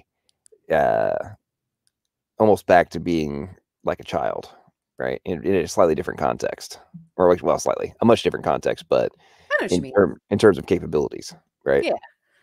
And I wonder if there's like a window of time where you're much more aware, because a lot of the most profound things that are that we take for granted that people have said over the years, and what they were usually by people in their 60s and 70s, right, before they reach that point of true physical decline, right? And I think it's very independent, though. It's very personal to the person, you know, like whenever you have a lot of like hurts and pains and all that kind of stuff removed from the world, you have a moment of clarity, kind of, you know, like, you know, this is life, this is the world. I see it for the first time, kind of, you know. right. I don't think that's actually reserved for a certain age. That's just my personal opinion. I think it's very individual, and it is more than likely more as we get older that we'll realize that, because when we were kids, we don't think about that stuff. I mean, I was in Japan for an entire year when I was 19. You know what I did the whole time? Drank. Yeah. I And will that's straight up sake. say that. Huh? Sake and sushi, right? Is sake and well, I didn't eat sushi so often, but yeah, absolutely. Because that's not what we were concerned with. And I look back at the pictures that I took and I'm like, why wasn't I exploring? Why wasn't I going out there and looking at stuff? I mean, we went to a bridge called Kintai Bridge that was built 300 so years ago with no nails. And it's still up today, and people can still, they won't let cars drive across it. But still, it's like, why didn't I go and look at it? Why did I go and experience it? Nah, I was 19. Didn't really make any sense to me, you know? And then when I got back to the States, or actually when I got out of the Marine Corps, I was 24 years old, and I was working with guys and gals that were 50 plus years old that had never even left Colorado. And it took a couple of years to realize how much I had actually experienced in just 4 short years. Yeah. Yeah, it is interesting when you, and I think some of this applies to the, you know, the other topics that we're discussing tonight too, of, you know, if your worldview, both intellectually as well as experientially, is limited, then I think it becomes much easier to be swayed in different directions, because you don't personally have the alternative perspective. Like, oh, it must be like this. Agree. I totally agree. So I got a new subject for you guys that I'm very curious about. So I had an ex-boyfriend about 7 years ago. He told me that he could never believe in evolution because of the movie Charlotte's Web. Now, I know not all spiders do this. Actually, about half do something similar, where it's called matrigeny or something like that. It's where the baby spiders eat the mom. Well, in Charlotte's Web, she dies before the babies are born. And he said that he could not believe in evolution because of that. Because where did they get that knowledge from? You know, if they talk about this natural selection and how, you know, this evolved over this time in the brain and all that kind of stuff, and of course they'd have to pass it on to their offspring. Then it's not only spiders that do it. There are birds out there. There are snakes, chameleons. There's actually a lot of animals that leave their young and never teach them anything. How do they know what to do? Have you guys ever heard an evolutionist try to explain that? Yeah, how did that evolve? Yeah, how did that evolve? That's right. They would have died. Yeah. So then how did they make their... It was billions of years. But how did... So, like... How, there's been billions of years. Therefore, anything is possible. I mean, no, I completely follow what we were talking about there, and I agree with you completely. I mean, and this goes back to the there is no difference in DNA and Diet Coke.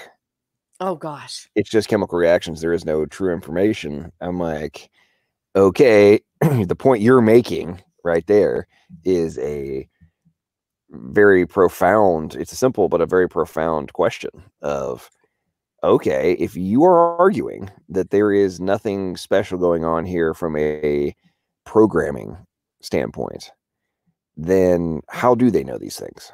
They don't have consciousness, right? The spiders do not have consciousness. I mean, they have some intelligence, but they don't have, I don't think anybody argues that spiders are conscious, right? On the same level as we are, right? They don't have the intellect to be able to like figure stuff out for themselves. They're hardwired with this information. And I think about that a lot in the context of like robotics. You know, like, yeah, okay, cool. So the robot can swing an arm and chop XYZ. Cool. Yeah, there's, you know, physics and mechanical functions are being, you know, mechanisms are being used to make the robot swing its arm. But But have you nobody would ever- ever argue that would occur without intelligence being required and there being programming in this robot that enables the action that is subject to physics and chemistry to occur. Well, you know what I find kind of interesting is because I love sci-fi movies, and I've noticed a trend over the years that, okay, so you make this AI, you make this robot, right? And it goes and cooks you food, it goes to the store and buys you groceries, and then all of a sudden one day it looks at a bird that's hurt on the ground, and like a new wiring happens. Have you kind of noticed that, you guys, like in movies where it's almost Oh, like yeah. show that there's like, oh, look, evolution does actually happen in a sci-fi movie. Like they gain some kind of conscience beyond, you know what I'm talking about? Yep. I've seen it all the I time. yeah, Well, I and find the it really irony- interesting. And the irony of that is, I agree with you that they're trying to push the premise of evolution. But the ultimate irony for me of all of those examples is the AI had an intelligent agent, which ultimately enabled it to gain consciousness. Like, Yep. Oh, that's a you're- great point. It's like you're completely removing this portion, like this entire aspect of the argument from the equation. Like, yeah, I joke about this, from an old school perspective, sci-fi. I love sci-fi too, and like in Terminator, right? How did Skynet exist? Oh, humans created it? Right. And it's like, yeah, okay. So now, and this is where what cracks me up about this in the context of the self-replication argument, right? That we always hear from the evolutionists. Like, okay, cool. It can self-replicate. That's awesome.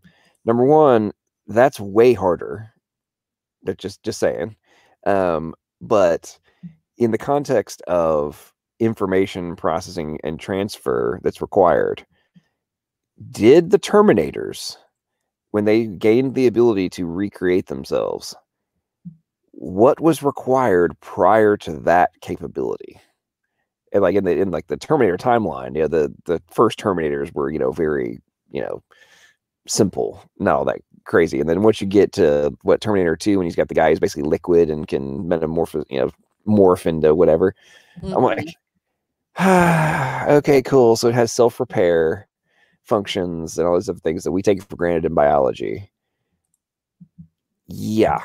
Are you saying that guy, that Terminator is going to be able to exist without a level of consciousness? Yes or no? Of course, obviously. And the answer's without a no. prior designer too. Right. And and that's what we talk about, in the context of the worldviews and the blinders these folks have on. It's like, so if I asked you the direct question of, could the Terminators have existed without humans prior to? Yes or no? I mean, the instant answer is going to be no, right? But you're applying that same question in terms of our existence, and the answer is absolutely yes. It totally could have happened. And do you know what they've done with Mars? Like they're so desperate to find life on Mars that they're actually thinking about taking bacteria to Mars to introduce it into the environment to show evolution. I'm going, whoa, wait a second. You actually have to take something that's already been biologically made and introduce it somewhere else just to show evolution. Like you're literally, that's a dumb argument.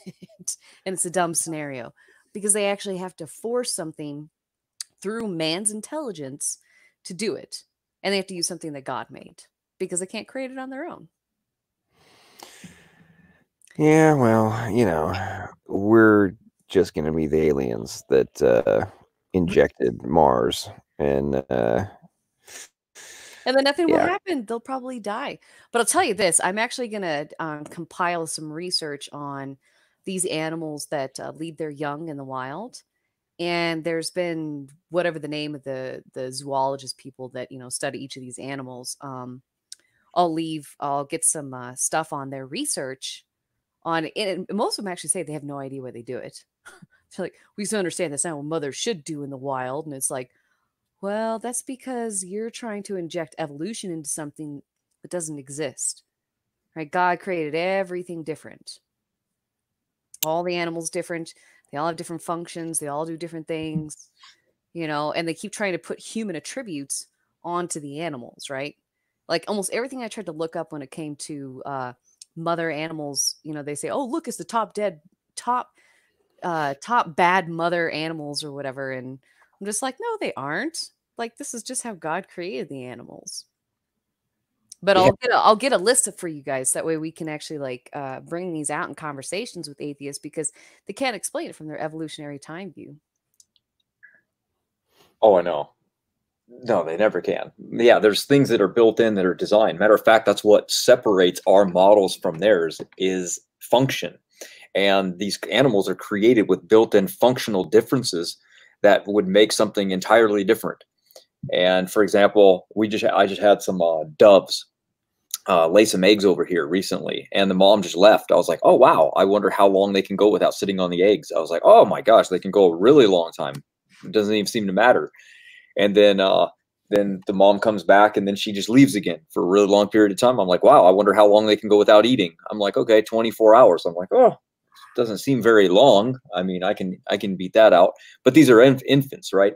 So then I realized, oh, the mom's actually sitting on the gate waiting for them to get enough guts to fall out all the way down onto concrete, unfortunately. So I just put a little thing down for them. Oh. Yeah, concrete's not really something that exists out in nature, right? So they're going to bounce off a root at worst, maybe a rock, but they're way up there. So they came down on their own, no problem, and they were able to kind of fly already. Like they didn't really have much of a problem, and fly up. They flew up and over the house on like day one without ever trying before. And that's amazing that they try to attribute us to these animals. And it's like, well, how come baby humans can't do that? Why does it take them so many years to walk, run, be able to do physical things, when animals can do it within the first hour of their life? They can outrun their predators. Where's evolution again? I'm kind of confused. Well, we used to be way faster. That's babies. Babies have always been babies. No, I'm being sarcastic, obviously. I But that's one of the questions I have contemplated on more than a few occasions. Just the whole premise of mutation resulting in new function, whether or not it is over an extended period of time or not, especially when you contemplate mammals. I mean, it's just like, okay, the differences are so dramatic, right, in function, as Matt was talking about. Like, I don't understand how you can only have part of this function. It just doesn't work. It does not work. And I know they gloss, just dismiss it and discount it all the time, of like, especially on, birds and reptiles and stuff. I'm like, okay, no bird can fly without two wings, period.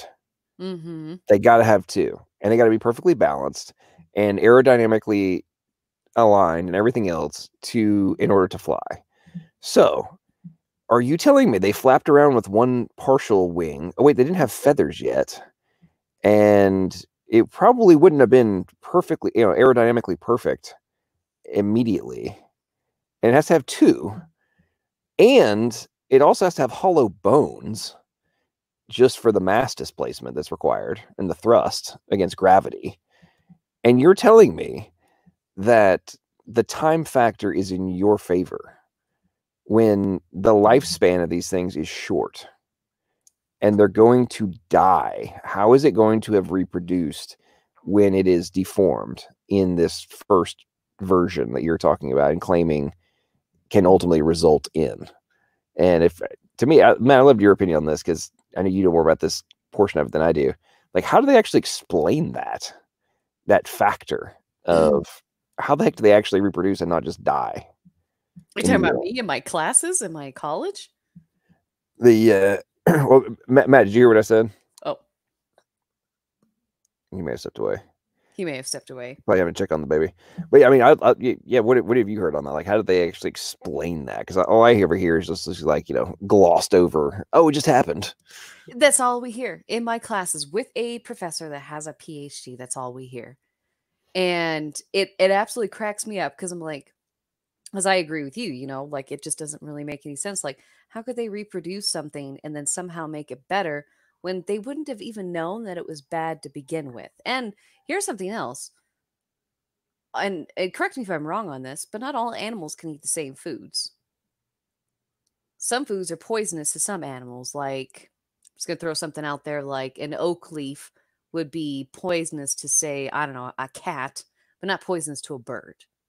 Right. That does happen in nature. Well, how did they know? And then if they actually go by their evolutionary time period of grass coming up and plants and all that kind of stuff, how would they know? Because it would have poisoned all of them and they would have died. And in fact, their model becomes even more unplausible than our model of just two animals coming on the ark. And these are animals that are already fully designed, front-loaded with information, which I'm going to start using that term now that I'm starting to understand it. Front-loaded with information, I mean, they already know what to find. Like, they didn't have to stumble their way through the jungle. They knew exactly what to find, and they knew where their habitats were going to be the best, and they would migrate there. Like, did you know that Siberian Huskies, actually any Nordic dog, can actually live in the desert? Not for a long time. I think it's like a few years or something like that, unless they get into like air conditioning and stuff like that. But their bodies are actually built for a temperature change. Mm-hmm. And that's the thing. And so, because they'll always ask, they'll throw it out there. Well, how come all the long-haired dogs didn't die when they got off of Noah's Ark? And I'm like, because they had time built into their genetics to be able to migrate and move north. Now, if they had stayed in the desert 5-10 years, you're right, they probably would have all died. The thing is, they already had migratory instincts to move to a colder climate. Yeah. How would they know to go north? How do birds know where to migrate?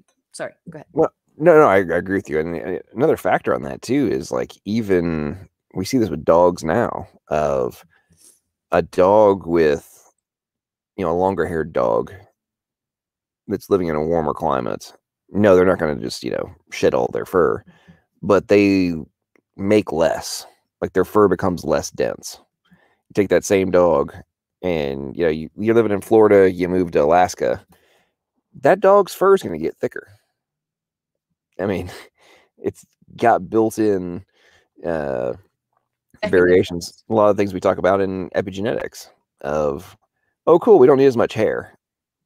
Protein XYZ, go do a modification on the gene that says how much hair to produce. I mean, I'm dumbing it down in that context, but I mean, it's the same thing. Like, I used to. That's what's happening. Yeah, I used to own Huskies, and so I've done a lot of research on them. Did you know that Huskies, or at least Nordic dogs, are the only dog that can actually change their metabolism?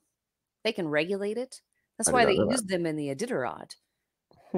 Yep. So, like, my dog, the two Huskies that I had, I only gave them a cup of food, literally like a physical cup, like you would measure food, a cup in the morning and a cup in the evening, and they could actually survive on a quarter of that. Wow. That's the reason why they brought them on the Iditarod. Now, they can't do it for super extended periods of time. Like, I think it's only like 10 days or something like that. And then they actually need some like legitimate food, like they need to get more food in them, but their bodies will regulate it. Well, where did that regulation come from? And Nordic dogs are the closest ancestors to, more than likely, the original dog, because they did because dogs are one of the most widespread, kind of like humans. They did a genome project on it. Guess what they found out? They thought that the North American dog, South American, all the different continents, right, that they would have individual ancestries. They all go back to the wolf. Every single one in South America, Africa, Russia, all those places, all of them go back to one wolf ancestor. Well, two, but one. I thought that was really interesting. It's like, Yeah, those those kinds of discoveries, it's interesting. They're very fascinating, and then it's to me, it's almost as fascinating to read and learn and hear how that evidence gets dismissed. Of, oh, well, that has no bearing. Like, what? What? What do you mean?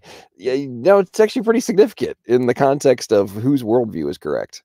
They all came from the same. It's your own discoveries and your own research is showing you this, but you're going to continue to argue that my worldview is nuts. It's well, and the other one that I love is that they always ask, okay, well, what's your qualifications, right? And I will find this video, and I've got to figure out where, because between 3 years in college, the past 3 years, I can't remember if it was a video in college that I saw or if it was a video on YouTube, but this guy wanted to go and test Aborigines in Brazil, test their knowledge on birds. I'm just going to throw out a number because I don't remember what it was, but it was like 215 bird species lived in the jungle. And he just wanted to find out. Actually, I think this was on Answers in Genesis. Yeah, I think it was. I think Ken Ham talked about it. And he asked the Aboriginals, the ones that were living in the area, and he showed them a picture of every single bird species, 215 of them. Guess how many they had different names for? Probably all 215. 200. Hmm. Not bad, right?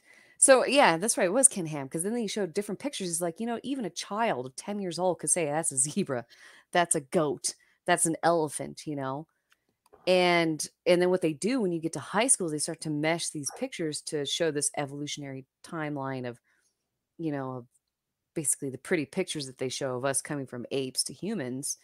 And of course they say, well, you're not a biologist, or you're not this. And it's like, yet people have actually gone to the jungles where people have never had any kind of education in that sense. And yet they can name that many species, and they had a different name in their language for them. Wow. I thought that was pretty cool. Yeah, I really think that we were talking about there on the meshing and showing the supposed transitions and metamorphosis into different life forms. People take for granted how much of that is not figuratively but literally artist rendition. Number one. Mm-hmm. Number two, discount the balance of the different life forms that we observe now, right? Like, cool, we've got 2 arms, they're the same length generally. Slight modifications, slight variables, but pretty much, hey, both your arms are the same length, both your legs are the same length, unless you got genetic deformities and stuff. And they literally don't know why that is. And we'll admit this. We don't know why that is. Why do things form in these completely balanced and it's a design aspect, but I mean, how do these design things that look like they're designed and would normally require a blueprint, but we don't know how that works and why it just does, but then dismiss that from the equation of no, that's an extraordinarily intricate and complex part and question of how did this happen? And I was thinking about, I had not really thought about this, and I was watching this video the other day and talking about nerve cells, right? Your nerves go from your brain all the way through your body. You kind of you forget about that, right? The ones at the end of your fingers go all the way up your arm to your brain. How the heck does that happen? Right? I mean, well, and something else. So just me coming from the military, have you noticed, physically how we are made up? All our arteries are on the inside. Our major arteries are on the inside of our legs. Our major arteries are on the inside of our arms. Why? Because we could get hit on the outside. It's not going to hit a major artery except for our neck. We'll concede that, because I mean, it's not like you could have your artery in the center of your esophagus, Right. Isn't that kind of interesting? Doesn't that show some kind of design? Our major arteries are, if you were to attack somebody, and I'm not trying to, you know what I'm saying? But anyway, if you were to attack somebody, you'd literally have to cut their groin. You have to get in between their legs, on the outside of their legs, in order to cut the artery. That to me shows design. I was actually thinking about that when I was in one of my martial arts training when I was in the Marine Corps, and I thought this is really interesting. And you do have nerves on the outside, and we actually used to do something called nerve hardening, where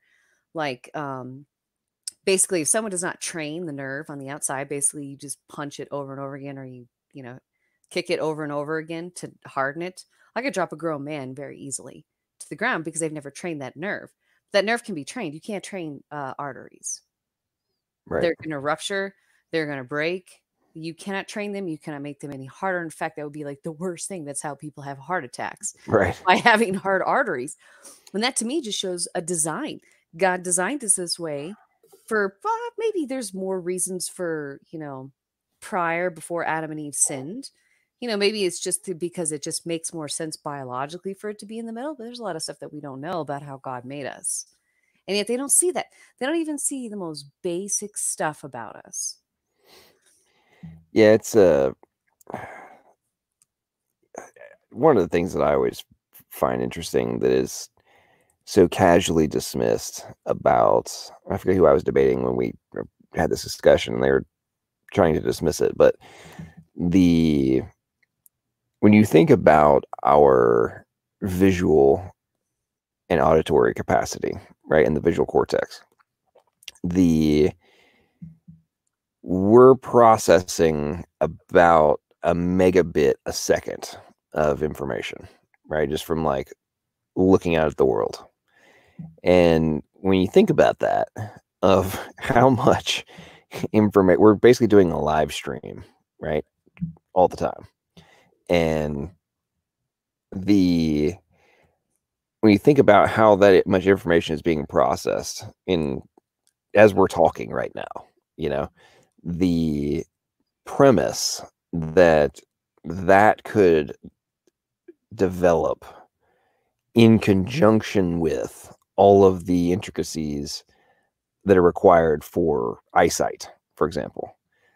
Like the premise that those two can develop simultaneously, to me, is just complete. I'm talking about without an undirected process. To me, is just like so far out into Looney Tune land of just sheer supposition and imagination.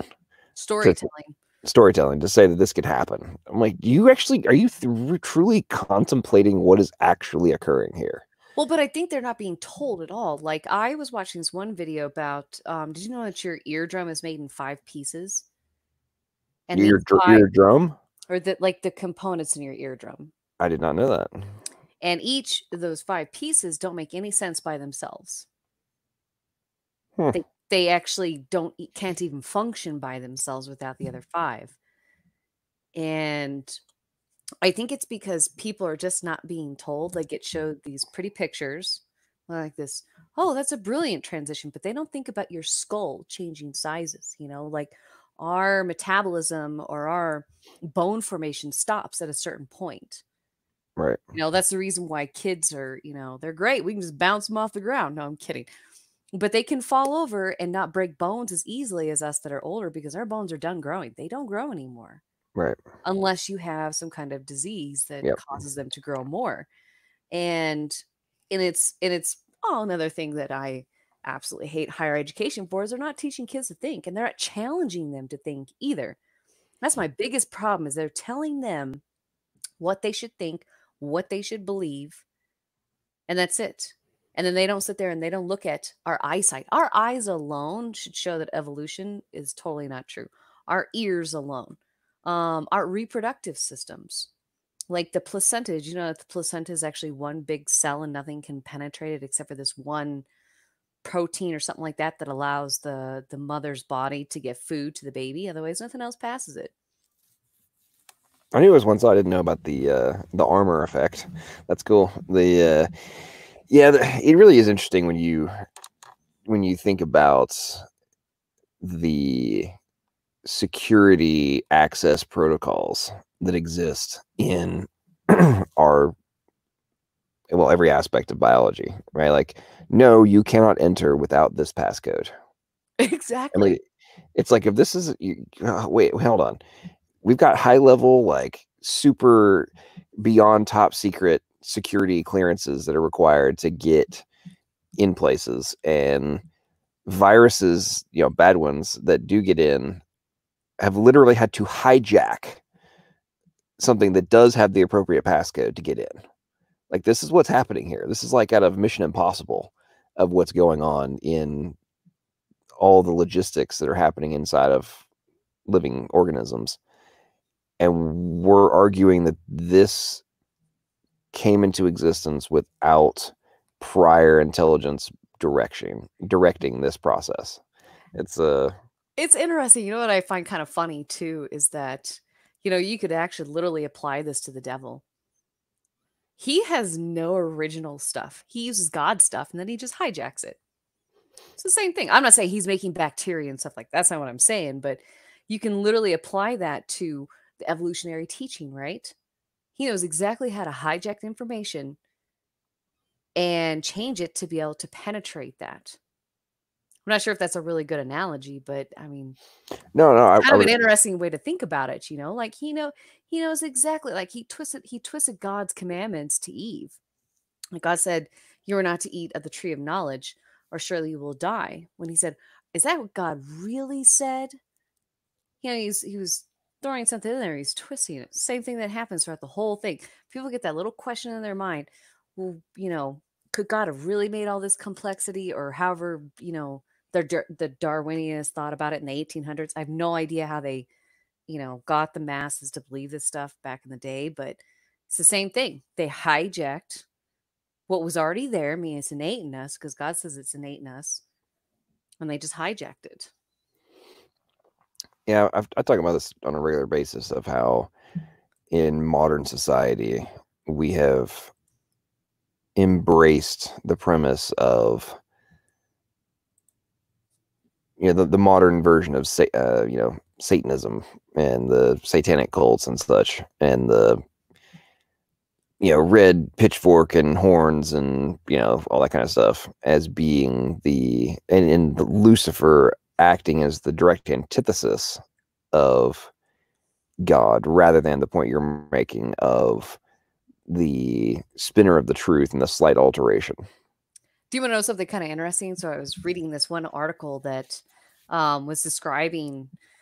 So in Isaiah 53, Jesus is described as being basically ugly. Like no one would ever want him. No one would ever think he was beautiful or anything like that. But yet Satan is not described that way. He is described as beautiful. And I find that very interesting how in our, is that called a dichotomy, right? In our society today, you know, we always show Satan as with pitchfork and horns and ugly and all that kind of stuff. And then they show Jesus as this beautiful picture when it's actually the opposite. Because he did not come to be beautiful. He did not come to do that. And I find it really interesting that when the Antichrist does show up, man, a lot of people are going to be very confused. Yeah, it'll be yeah, it's definitely interesting times ahead for sure. But as we're talking about in the context of people not being taught to think anymore, I think it will actually make the things that we're talking about now easier pill for people to swallow, because they're not actually thinking for themselves or truly analyzing and contemplating, like, wait a minute, does this make sense? Is this too good to be true? You know, and I'm talking about context of the Antichrist and such, but it also applies to, you know, evolution of, like, are you not thinking about the fact that you are literally being told that the ultimate coincidences all had to align perfectly in order for you to exist? That is literally what is being argued. Super duper lucky that this all happened. And well, they believe it though. They believe that we're somehow lucky, and it's like, wait a second, if we're lucky, that doesn't that some kind of in some way imply that we were placed here specifically? Well, but they're not. It But they're not should. getting that. Yeah, but they're not getting that because they've been told from a young age. Like I've had to correct friends over the years about, you know, all this false information that's been told. Even some of my Christian friends, like one of them, you know, he was like, "Oh yeah, you know, our ages have actually been going up over the years." I was like, "No, that's actually a lie. We used to live, you know, longer in the past." And he was like, "Well, yeah, they did in the Bible." And I was like, "Yeah, well, the Bible is the times that they lived in. Like these people lived longer." And I was like, it's literally just a lie to show this slow progression of time all the way up until now. But that's not actually what we see. Yeah, no, you're absolutely right. Yeah. Well, going back to what we were talking about earlier of the going out and searching and learning and trying to find new things. I mean, we take all that for granted as folks who are curious. I mean, going out and learning these things, but how easy must it be to be swayed and conned, if you will, into believing these different things if you don't ever actually question it for yourself. And if you've never questioned, then there's a very strong probability you never actually went and did any research to find out if what you're being told is true.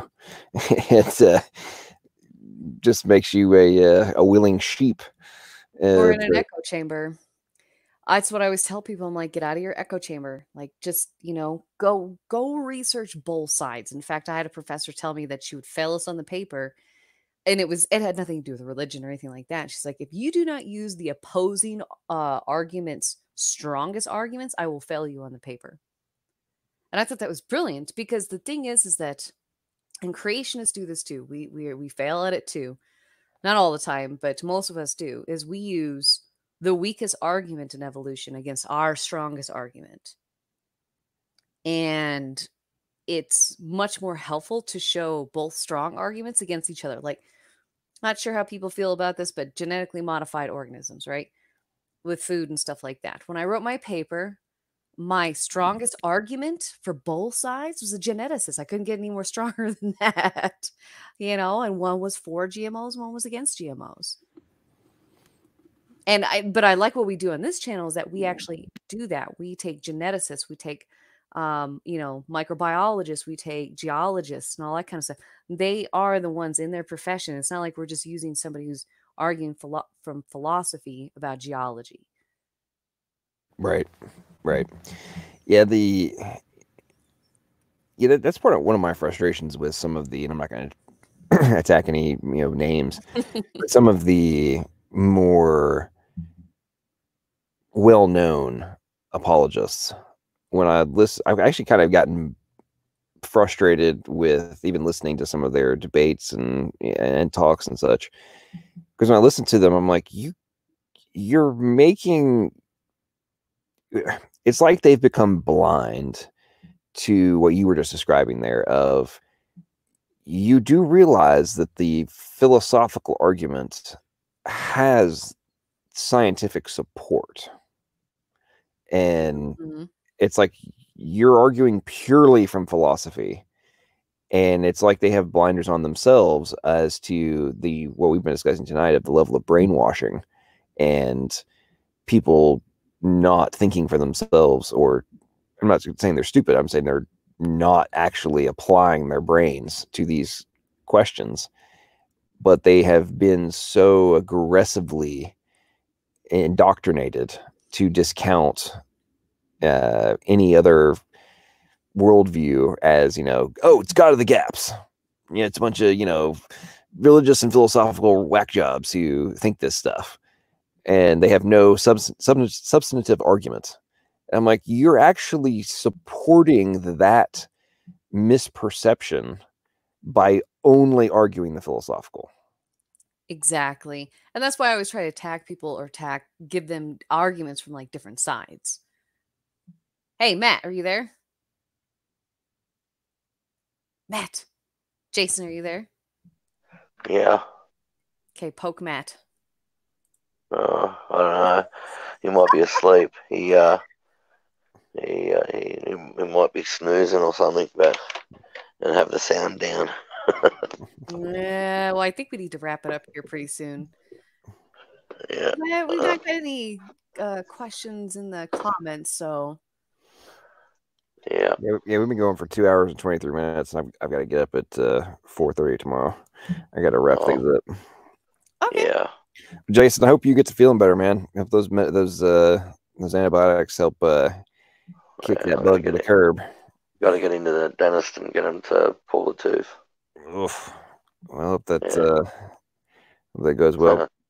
Jesse, I've really enjoyed talking with the audience. I hope you've enjoyed our conversation as we've gone up and down about who knows how many different topics and wound around through the maze of all the different questions regarding our existence. So I hope you've enjoyed. Matt, I hope Matt's probably having to take care of his baby.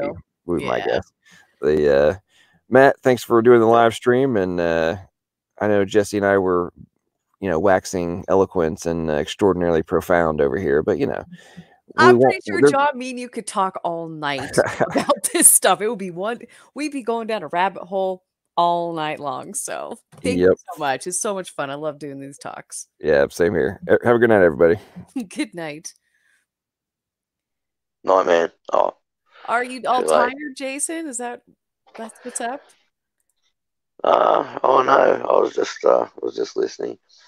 Yeah, a little bit tired, but not that bad. I mean, for me, it's only 2:15 in the afternoon. So yeah, it's like almost 10:30 my time.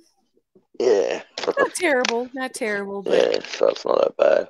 I'm gonna throw a digital item at RawMatt because he probably does need to hit this stream. It's like 2 hours in. No, he just probably, I don't know, maybe doing something at the moment. He's probably could be listening or doing something, and yeah, he'll get back there. I think if we I don't know, I think if we jumped off that it would probably end it or something like that. I don't know. Who knows? If not, he can end it later. He can always cut that up because I gotta go too because I'd like to eat some food. I'm hungry. Yeah. Yeah. All right. Okay. See you later. Have a good day. Take a nap or something. It'll help with the drugs and the bacterial stuff too. Yeah. I'm sorry, my friend just walked in the room. Yeah. Yes, I will. Yeah. It's antibiotics. Well, I'm just on antibiotics, so just pretty boring life. Just food and water, and that's it. And just get fit, and that's it. So yeah, and I just got to get it pulled out. So once that's done, that'll be good. Yeah. All right. Well, I'll see you later. Have a good meal, and then a sleep or whatever, and I'll catch up later. Absolutely. All right. Well, I hope you feel a lot better. Yes. God bless. Have a good day. You too. God bless. See ya. All right. Well, hang on. I'm just live. All right. I'm gonna go. So just see what Matt's probably. I don't know. Who knows what he's done? He's gone to sleep or whatever. It's no big deal. All right, Matt. I'll see you later. See you, mate. Bye.